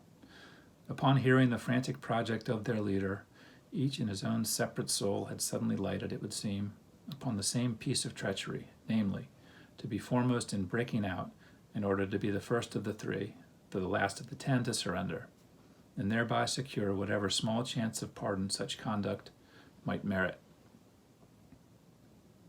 But when Steelkilt made known his determination still to lead them to the last, they, in some way, by some subtle chemistry of villainy, mixed their before secret treacheries together, and when their leader fell into a doze, verbally opened their souls to each other in 3 sentences, and bound the sleeper with cords, and gagged him with cords, and shrieked out for the captain at midnight. Thinking murder at hand and smelling in the dark for the blood, he and all his armed mates and harpooners rushed for the forecastle. In a few minutes the scuttle was opened, and, bound hand and foot, the still struggling ringleader was shoved up into the air by his perfidious allies, who at once claimed the honor of securing a man who had been fully ripe for murder. But all these were collared and dragged along the deck like dead cattle, and side by side were seized up into the mizzen rigging like 3 quarters of meat, and there they hung till morning. "Damn ye," cried the captain, pacing to and fro before them, "the vultures would not touch ye, villains." At sunrise he summoned all hands. and separating those who had rebelled from those who had taken no part in the mutiny. He told the former that he had good mind to flog them all around. The thought, upon the whole, he would do so. He ought to, justice demanded it.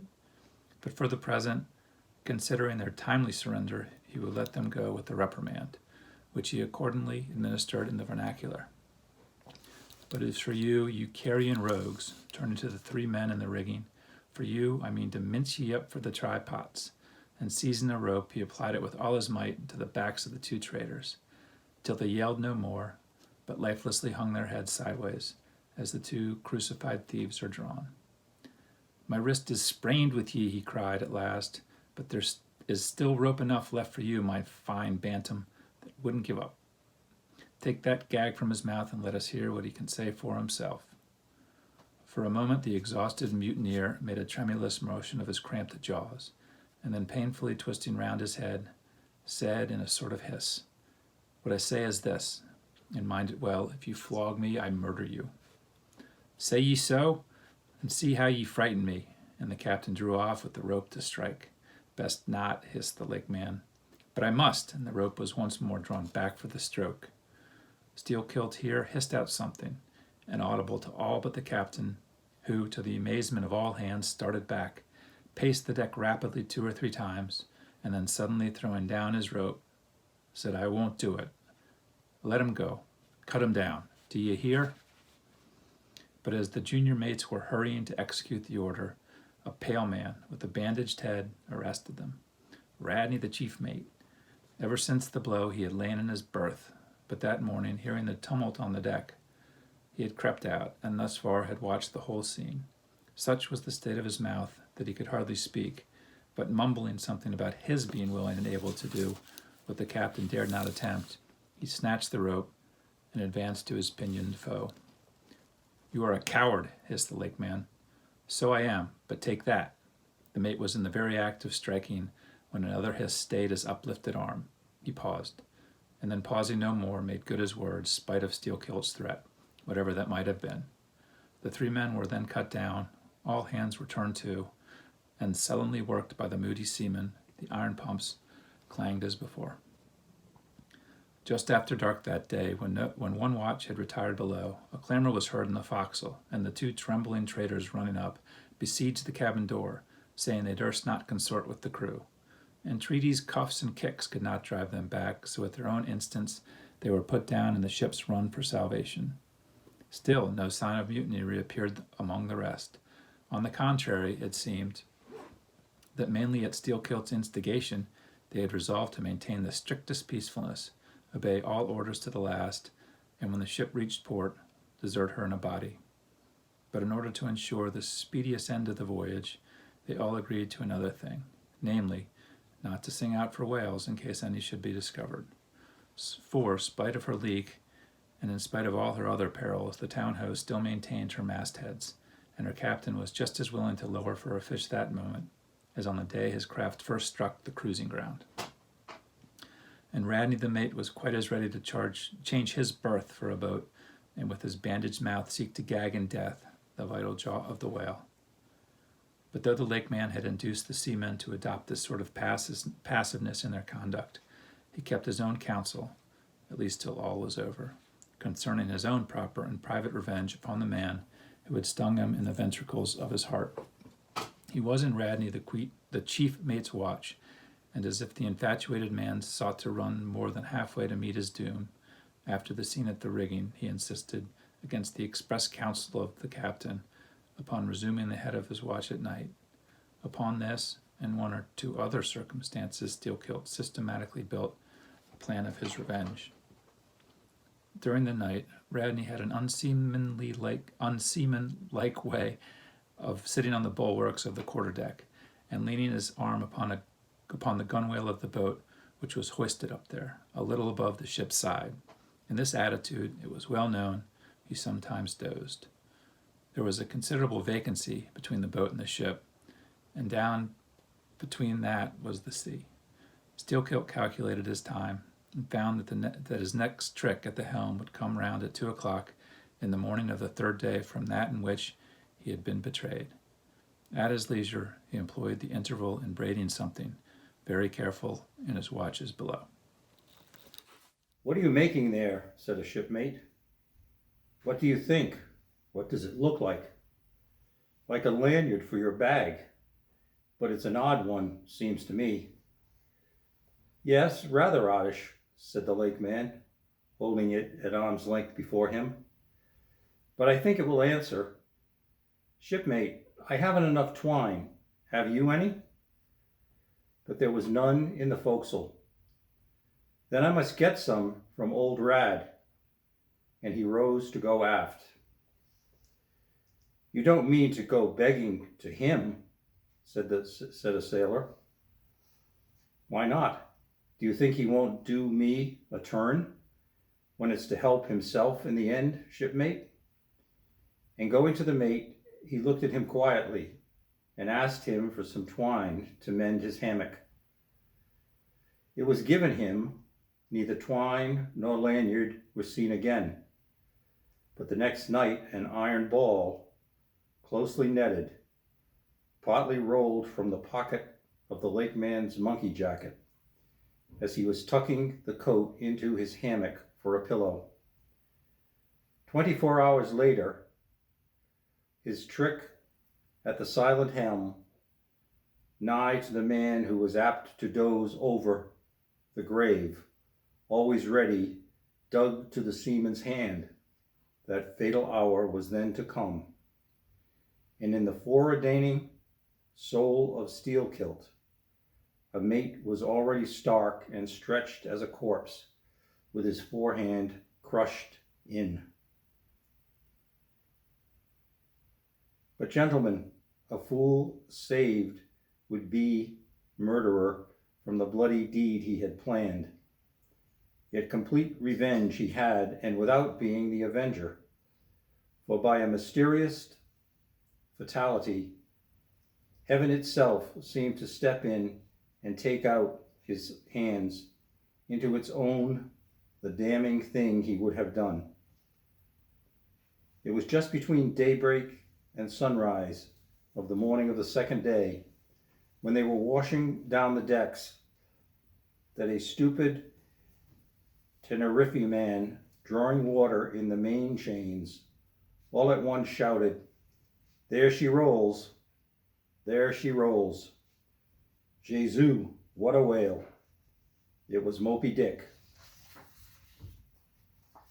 "Moby Dick," cried Don Sebastian. "Saint Dominic, Sir Sailor, but do whales have christenings? Whom call you Moby Dick?" "A very white and famous and mostly deadly immortal monster, Dom. But that would be too long a story." "How, how," cried all the young Spaniards, crowding. "Nay, Doms, nay, nay. I cannot rehearse that now, but let me get more into the air, sirs." The chicha, called Dom Pedro. "Our vigorous friend looks faint. Fill up his empty glass." "No need, gentlemen. One moment, and I proceed. Now, gentlemen, so suddenly perceiving the snowy whale within 50 yards of the ship, forgetful of the compact among the crew, in the excitement of the moment, the Tenerife man had instinctively and voluntarily lifted his voice for the monster, though for some little time past it had been plainly beheld from the 3 sullen mastheads. All was now a frenzy. "The white whale, the white whale," was the cry from captain, mates, and harpooners, who, undetermined by fearful rumors, were all anxious to capture so famous and precious a fish, while the dogged crew eyed askance, and with curses, the appalling beauty of the vast milky mast that, lit up by the horizontal spangling sun, shifted and glistened like a living opal in the blue morning sea. "Gentlemen, A strange fatality pervades the whole career of these events, as if verily mapped out before the world itself was charted. The mutineer was the bowsman of the mate, and when fast to the fish, it was his duty to sit next to him while Radney stood up with his lance in the prow and hauled in and slackened the line at the word of command. Moreover, when the 4 boats were lowered, the mates got the start, and none howled more fiercely with delight than did Steelkilt, as he strained his oar. After a stiff pull, their harpooner got fast, and, spear in hand, Radney sprang to the bow. He was always a furious man, it seems, in a boat, and now his bandaged cry was to beach him on the whale's topmost back. Nothing loath, his bowsman hauled him up and up through a blinding foam that blent 2 witnesses together, till of a sudden the boat struck as against a sunken ledge and keeled over, spilled out the standing mate. That instant, as he fell on the whale's slippery back, the boat righted and was dashed aside by the swell, while Radney was tossed over into the sea on the other flank of the whale. He struck out through the spray and, for an instant, was dimly seen through that veil, widely seeking to remove himself from the eye of Moby Dick. But the whale rushed round in a sudden maelstrom, seized the swimmer between his jaws, and reared up with him, plunged headlong again, and went down. Meantime, at the first tap of the boat's bottom, the lakeman had slackened the line so as to drop astern from the whirlpool. Calmly looking on, he thought his own thoughts. But a sudden, terrific downward jerking of the boat quickly brought his knife to the line. He cut it, and the whale was free. But at some distance, Moby Dick rose again, with some tatters of Radney's red woolen shirt caught in the teeth that had destroyed him. All 4 boats gave chase again, but the whale eluded them and finally wholly disappeared.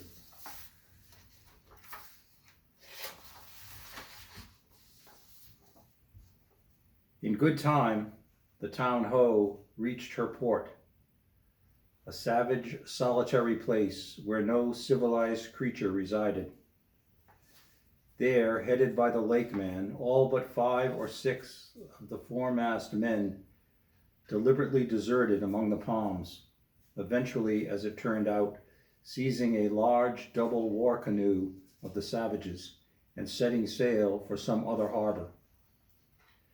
The ship's company being reduced to but a handful, the captain called upon the islanders to assist him in the laborious business of heaving down the ship to stop the leak. But to an unresting vigilance over their dangerous allies was this small band of whites, necessitated both by night and by day, and so extreme was the hard work they underwent, that upon the vessel being ready again for sea, they were in such a weakened condition that the captain durst not put off with them in so heavy a vessel. After taking counsel with his officers, he anchored the ship as far offshore as possible, loaded and ran out his 2 cannon from the bows, stacked his muskets on the poop, and warning the islanders not to approach the ship at their peril, took 1 man with him, and setting the sail of his best whaleboat, steered straight before the wind for Tahiti, 500 miles distant, to procure a reinforcement to his crew. On the 4th day of the sail, a large canoe was descried. which seemed to have touched at a low isle of corals. He steered away from it, but the savage craft bore down on him, and soon the voice of Steelkilt hailed him to heave to, or he would run him under water. The captain presented a pistol. With one foot on each prow of the yoked war canoe, the lakeman laughed him to scorn, assuring him that if the pistol so much as clicked in the lock, he would bury him in bubbles and foam. "What do you want of me?" cried the captain. "Where are you bound, and for what are you bound?" demanded Steelkilt. "No lies. I am bound to Tahiti for more men." "Very good. Let me board you a moment. I come in peace." With that, he leaped from the canoe, swam to the boat, and climbed the gunwale, stood face to face with the captain. "Cross your arms, sir. Throw back your head. Now repeat after me. As soon as Steelkilt leaves me, I swear to beach the boat on yonder island and remain there 6 days. If I do not, may lightnings strike me." "A pretty scholar," laughed the lakeman. "Adieu, signor." And leaping into the sea, he swam back to his comrades. Watching the boat till it was fairly breached and drawn up to the roots of the coconut trees, Steelkilt made sail again, and in due time arrived at Tahiti, his own place of destination. There luck befriended him. 2 ships were about to sail for France, which providentially were in want of precisely that number of men which the sailor headed. They embarked, and so forever got the start of their former captain, had he been at all minded to work them legal retribution. Some 10 days after the French ship sailed, the whaleboat arrived, and the captain was forced to enlist some of the more civilized Tahitians, who had been somewhat used to the sea. Chartering a small native schooner, he returned with them to his vessel, and finding all right there, again resumed his cruisings. Where Steelkilt now is, gentlemen, none know, but upon the island of Nantucket, the widow of Radney still turns to the sea, which refuses to give up its dead, still, in dreams, sees the awful white whale that destroyed him. "Are you through?" said Don Sebastian quietly. "I am, Don." "Then I entreat you, tell me if to the best of your own convictions the story is in substance really true. It is so passing wonderful. Did you get it from an unquestionable source? Bear with me if I seem to press." "Also bear with all of us, Sir Sailor, for we all join in Don Sebastian's suit," cried the company with exceeding interest. "Is there a copy of the Holy Evangelists in the Golden Inn, gentlemen?" "Nay," said Don Sebastian, "but I know a worthy priest nearby who will quickly procure one for me. I go for it. But are you well advised? This may grow too serious." "Will you be so good as to bring the priest also, Don?" "Though there are no auto de fe in the Lima now," said one of the company to another, "I fear our sailor friend runs risk of the archiepiscopacy. Let us withdraw more out of the moonlight. I see no need for this."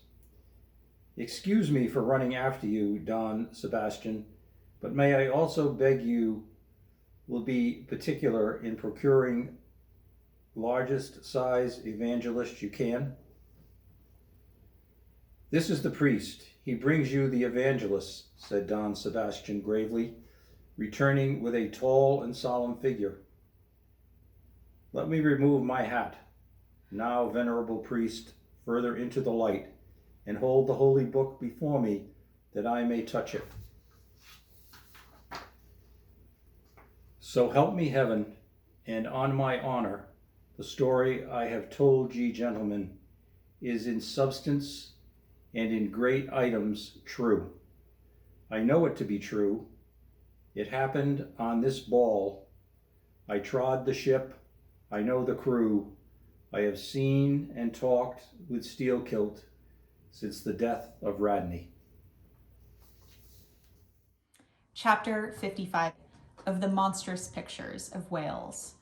I shall ere long paint to you, as well as one can, without canvas, something like the true form of the whale, as he actually appears to the eye of the whaleman, when in his own absolute body the whale is moored alongside the whale ship, so that he can be fairly stepped upon there. It may be worthwhile, therefore, previously to advert to those curious imaginary portraits of him, which even down to the present day confidently challenge the faith of the landsman. It is time to set the world right in this matter by proving such pictures of the whale all wrong. It may be that the primal source of all those pictorial delusions will be found among the oldest Hindu, Egyptian, and Grecian sculptures. For ever since those inventive but unscrupulous times when on the marble panelings of temples, the pedestals of statues, and on shields, medallions, cups, and coins, the dolphin was drawn in scales of chain armor like Saladin's and a helmeted head like St. George's. Ever since then has something of the same sort of license prevailed, not only in most popular pictures of the whale, but in many scientific presentations of him.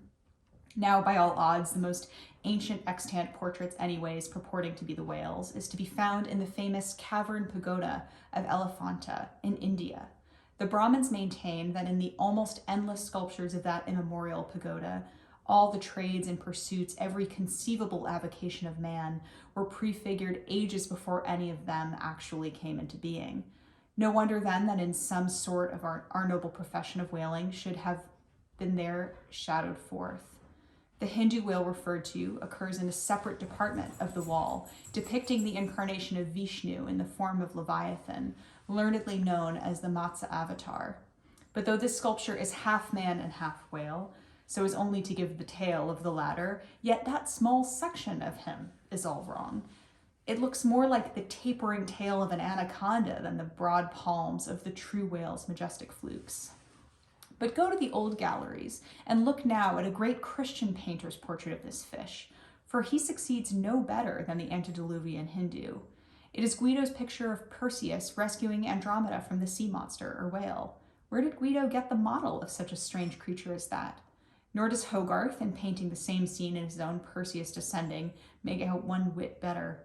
The huge corpulence of that Hogarthian monster undulates on the surface, scarcely drawing 1 inch of water. It has a sort of howdah on its back, and its distended, tusked mouth, into which the billows are rolling, might be taken for the trader's gate, leading from the Thames by water into the Tower. Then there are the prodromus whales of the old Scotch Sibbald, and Jonah's whale as depicted in the prints of old Bibles or the cuts of old primers. What shall be said of these? As for the bookbinder's whale, winding like a vine stalk round the stalk of the descending anchor, as stamped and gilded on the backs and title pages of many books, both old and new, that is a very picturesque but purely fabulous creature, imitated, I take it, from the like figures on antique vases. Though universally denominated a dolphin, I nevertheless call this bookbinder's fish an attempt at a whale, because it was so intended when the device was first introduced. It was introduced by an old Italian publisher somewhere about the 15th century during the revival of learning. And in those days, and even down to a comparatively late period, dolphins were popularly supposed to be a species of Leviathan. In the vignettes and other embellishments of some ancient books, you will at times meet with very curious touches of the whale, where all manner of spouts, jets d'eau, Hot springs and cold, Saratoga and Baden-Baden come bubbling up from his unexhausted brain. In the title page of the original edition of Advancement of Learning, you will find some curious whales. But quitting all these unprofessional attempts, let us glance at those pictures of Leviathan purporting to be sober, scientific delineations by those who know. In old Harrison's collection of voyages, there are some plates of whales extracted from a Dutch book of voyages, AD 1671, entitled A Whaling Voyage to Spitzbergen in the ship Jonas and the Whale, Peter Peterson of Friesland, master. In one of those plates, the whales, like great rafts of logs, are represented lying among ice isles, with white bears running over their living backs. In another plate, the prodigious blunder is made of representing the whale with perpendicular flukes. Then again, there is an imposing quarto written by one Captain Colmott, a post-captain in the English Navy, entitled A Voyage Round Cape Horn into the South Seas for the purposes of extending the spermaceti whale fisheries.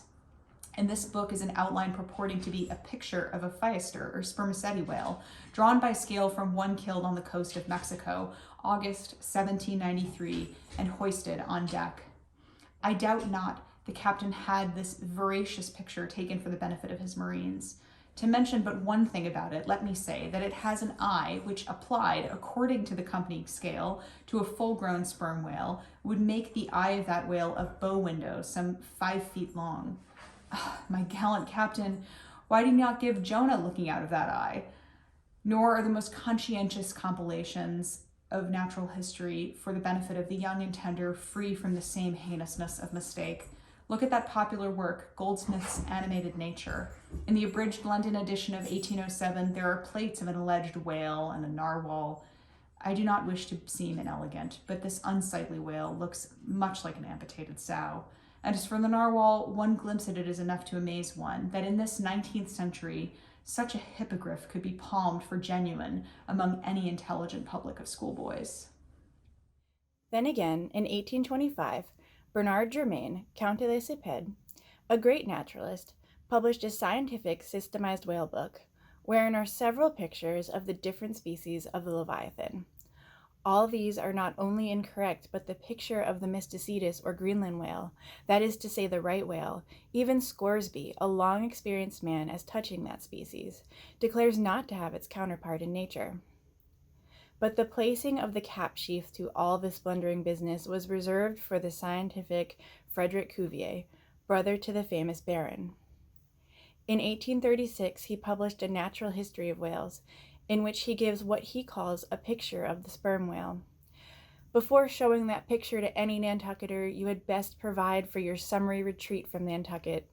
In a word, Frederick Cuvier's sperm whale is not a sperm whale, but a squash.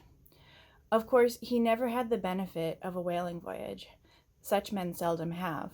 But whence he derived that picture, who can tell? Perhaps he got it as his scientific predecessor in the same field, Desmarais, got one of his authentic abortions, that is, from a Chinese drawing. And what sort of lively lads with the pencil those Chinese are! Many queer cups and saucers inform us. As for the sign painters' whales seen in the streets hanging over the shops of oil dealers, what shall be said of them? They are generally Richard III whales with dromedary humps and very savage, breakfasting on 3 or 4 sailor tarts, that is, whale boats full of mariners, their deformities floundering in seas of blood and blue paint.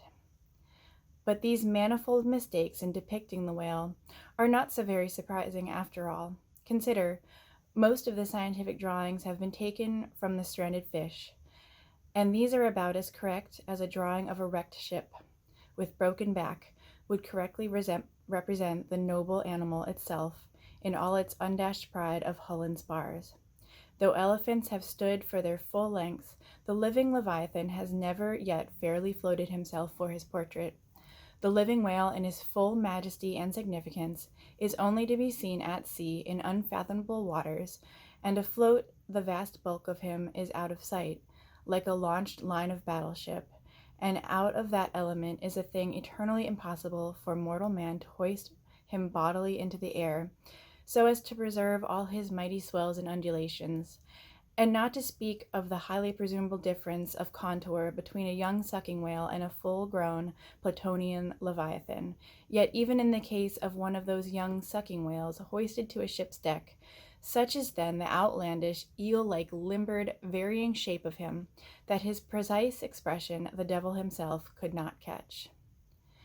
But it may be fancied that from the naked skeleton of the stranded whale, accurate hints may be derived touching his true form. Not at all. For it is one of the more curious things about this Leviathan that his skeleton gives very little idea of his general shape.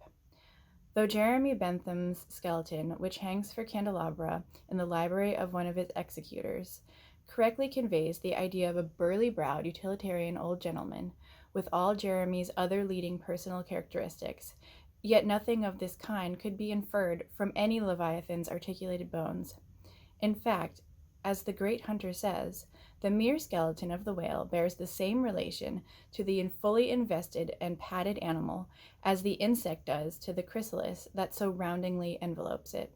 This peculiarity is strikingly evinced in the head, as some part of this book will incidentally show. It is also very curiously displayed in the side fin, the bones of which almost exactly answer to the bones of the human hand, minus only the thumb.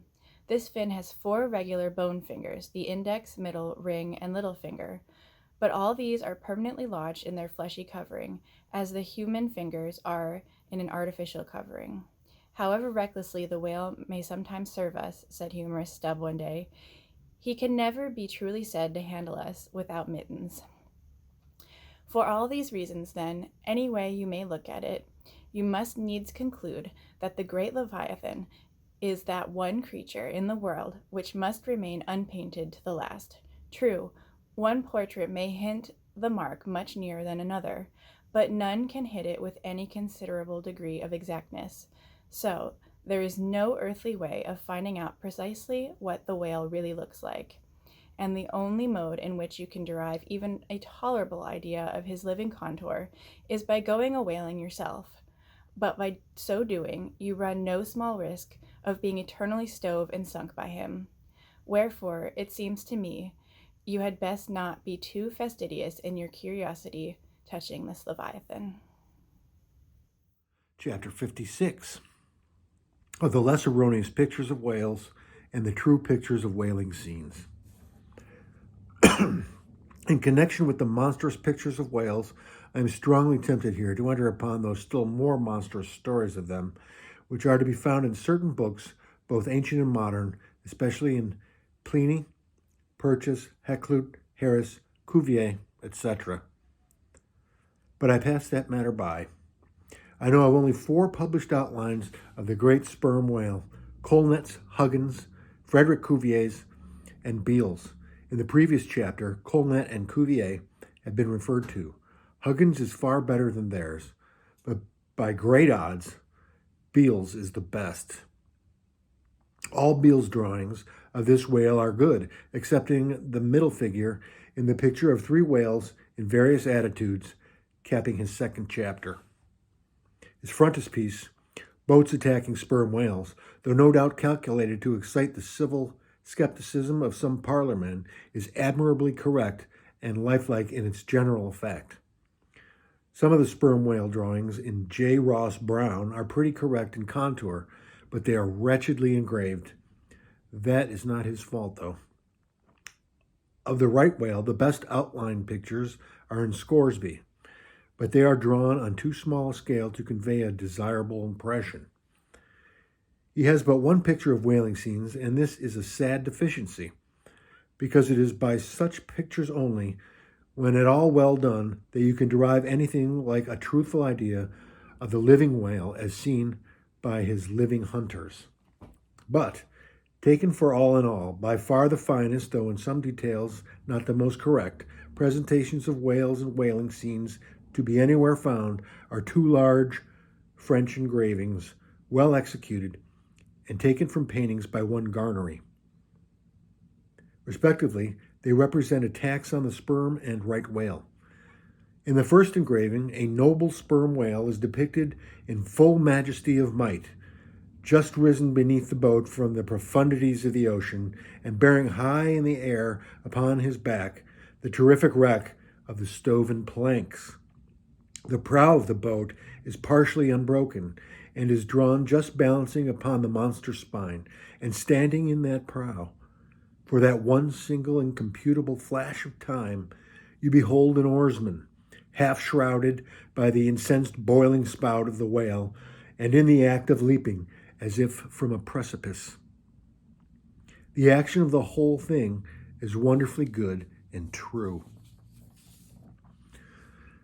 The half-emptied line tub floats on the whitened sea. The wooden poles of the spilled harpoons obliquely bob in it. The heads of the swimming crew are scattered about the whale in contrasting expressions of affright, while in the black, stormy distance the ship is bearing down upon the scene. Serious fault might be found with the anatomical details of this whale, but let that pass, since, for the life of me, I could not draw as good a one. In the second engraving, the boat is in the act of drawing alongside the barnacled flank of a large running right whale that rolls his black, weedy bulk in the sea like some mossy rock slide from the Patagonian cliffs. His jets are erect, full and black like soot, so that from so abounding a smoke in the chimney, you would think there must be a brave supper cooking in the great bowels below. Seafowls are pecking at the small crabs, shellfish, and other sea candies and macaroni, which the right whale sometimes carries on his pestilent back. And all the while, the thick-lipped Leviathan is rushing through the deep, leaving tons of tumultuous white curds in his wake, and causing the slight boat to rock in the swells like a skiff caught nigh the paddle wheels of an ocean steamer. Thus, the foreground is all raging commotion, but behind, in admirable artistic contrast, is the glassy level of a sea becalmed, the drooping unstarched sails of the powerless ship, and the inert mass of a dead whale, a conquered fortress, with the flag of capture lazily hanging from the whale pole inserted into his spout hole. Who Garnery the painter is or was, I know not, but my life for it, he was either practically conversant with his subject, or else marvelously tutored by some experienced whalemen. The French are the lads for painting action. Go and gaze upon all the paintings in Europe, and where will you find such a gallery of living and breathing commotion on canvas as the triumphal hall at Versailles, where the beholder fights his way pell-mell through the consecutive great battles of France, where every sword seems a flash of the northern lights, and the successive armed kings and emperors dash by like a charge of crowned centaurs. Not wholly unworthy of a place in that gallery are these sea battle pieces of Garnery. The natural aptitude of the French for seizing the picturesqueness of things seems to be peculiarly evinced in what paintings and engravings that they have of their whaling scenes, with not 1/10 of England's experience in the fishery, and not the 1,000th part of that of the Americans. They have nevertheless furnished both nations with the only finished sketches at all capable of conveying the real spirit of the whale hunt. For the most part, the English and American whale draftsmen seem entirely content with presenting the mechanical outline of things, such as the vacant profile of the whale, which, so far as picturesqueness of effect is concerned, is about tantamount to sketching the profile of a pyramid. Even Scoresby, the justly renowned right whalesman, after giving us a stiff, full length of the Greenland whale and 3 or 4 delicate miniatures of narwhals and porpoises, treats us to a series of classical engravings of boat hooks, chopping knives, and grapnels, and with the microscopic diligence of a Leeuwenhoek, submits to the inspection of a shivering world 96 facsimiles of magnified Arctic snow crystals. I mean, no disparagement to the excellent Voyager. I honor him for a veteran, but in so important a matter, it was certainly an oversight not to have procured for every crystal a sworn affidavit taken before a Greenland justice of the peace. In addition to those fine engravings from Gonnery, there are two other French engravings worthy of note by someone who subscribes himself H. Durand. One of them, though not precisely adapted to our present purpose, nevertheless deserves mention on other accounts. It is a quiet noon scene among the isles of the Pacific, a French whaler anchored inshore in a calm and lazily taking water on board. The loosened sails of the ship and the long leaves of the palms in the background, both drooping together in the breezeless air. The effect is very fine when considered with reference to its presenting the hardy fishermen under one of their few aspects of Oriental repose. The other engraving is quite a different affair. The ship hove to upon the open sea, and in the very heart of the Leviathanic life, with a right whale alongside, the vessel in the act of cutting in hove over to the monster as if to a quay, and a boat hurriedly pushing off from this scene of activity is about giving chase to whales in the distance. The harpoons and lances lie leveled for use. 3 oarsmen are just setting the mast in its hole, while from a sudden roll of the sea, the little craft stands half erect out of the water, like a rearing horse. From the ship, the smoke of the torments of the boiling whale is going up like the smoke over a village of smithies. And to windward, a black cloud, rising up with earnest of squalls and rains, seem to quicken the activity of the excited seamen. Chapter 57. Of whales in paint, in teeth, in wood, in sheet iron, in stone, in mountains, in stars. On Tower Hill, as you go down to the London docks, you may have seen a crippled beggar, or cadger, as the sailors say, holding a painted board before him, representing the tragic scene in which he lost his leg. There are 3 whales and 3 boats, and one of the boats, presumed to contain the missing leg in all its original integrity, is being crunched by the jaws of the foremost whale.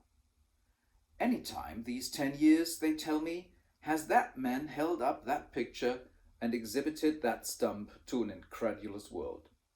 But the time of his justification has now come.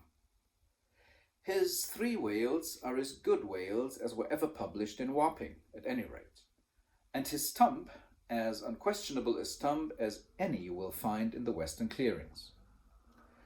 But though forever mounted on that stump, never a stump speech does the poor whaleman make, but with downcast eyes stands ruefully contemplating his own amputation. Throughout the Pacific and also in Nantucket and New Bedford and Sag Harbor, you will come across lively sketches of whales and whaling scenes, graven by the fishermen themselves on sperm whale teeth or ladies' busks wrought out of the right whalebone, and other like scrimshender articles, as the whalemen call the numerous little ingenious contrivances they elaborately carve out of the rough material in their hours of ocean leisure. Some of them have little boxes of dentistical looking implements specially intended for the scrimshandering business. But in general, they toil with their jackknives alone, and with that almost omnipotent tool of the sailor, they will turn you out anything you please in the way of a mariner's fancy. Long exile from Christendom and civilization inevitably restores a man to that condition in which God placed him, that is, what is called savagery. Your true whale hunter is as much a savage as an Iroquois. I myself am a savage, owning no allegiance but to the king of the cannibals and ready at any moment to rebel against him. Now, one of the peculiar characteristics of the savage in his domestic hours is his wonderful patience of industry. An ancient Hawaiian war club or spear paddle, in its full multiplicity and elaboration of carving, is as great a trophy of human perseverance as a Latin lexicon.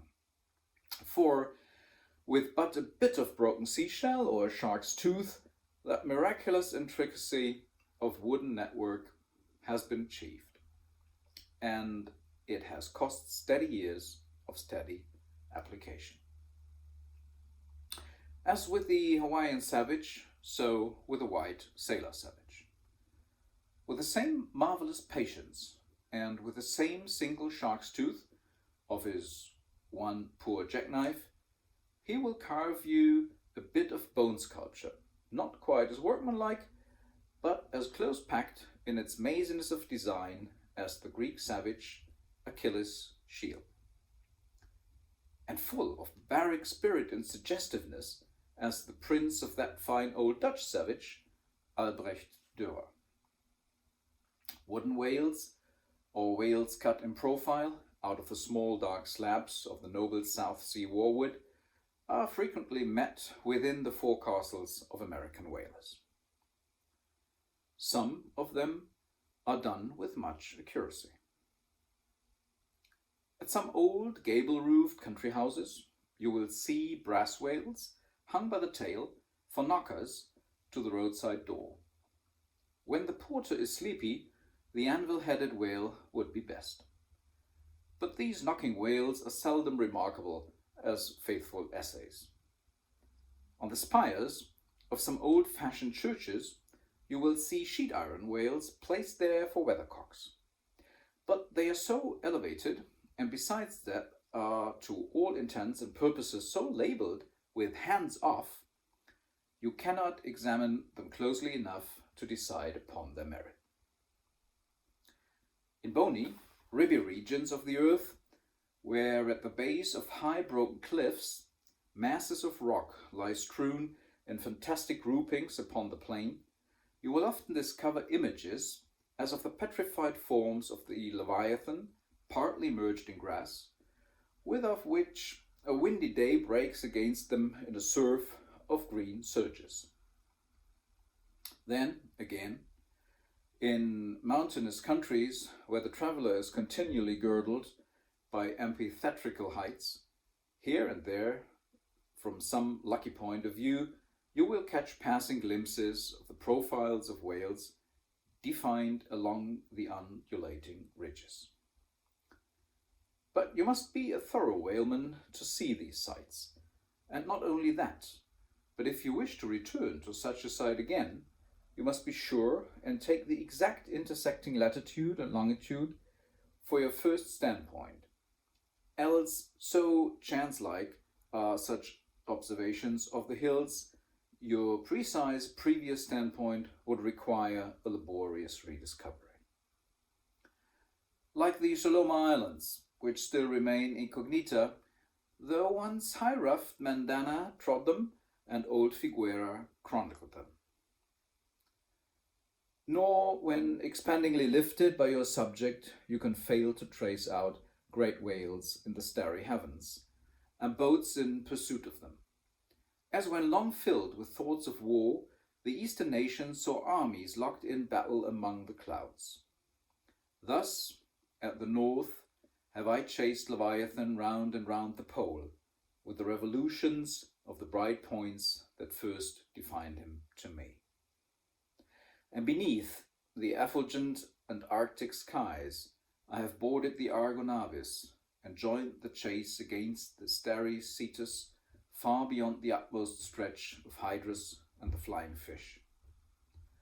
With the frigate's anchors for my bridle bits and fasces of harpoons for spurs, would I could mount that whale and leap the topmost skies, to see whether the fabled heavens, with all their countless tents, really lie encamped beyond my mortal sight.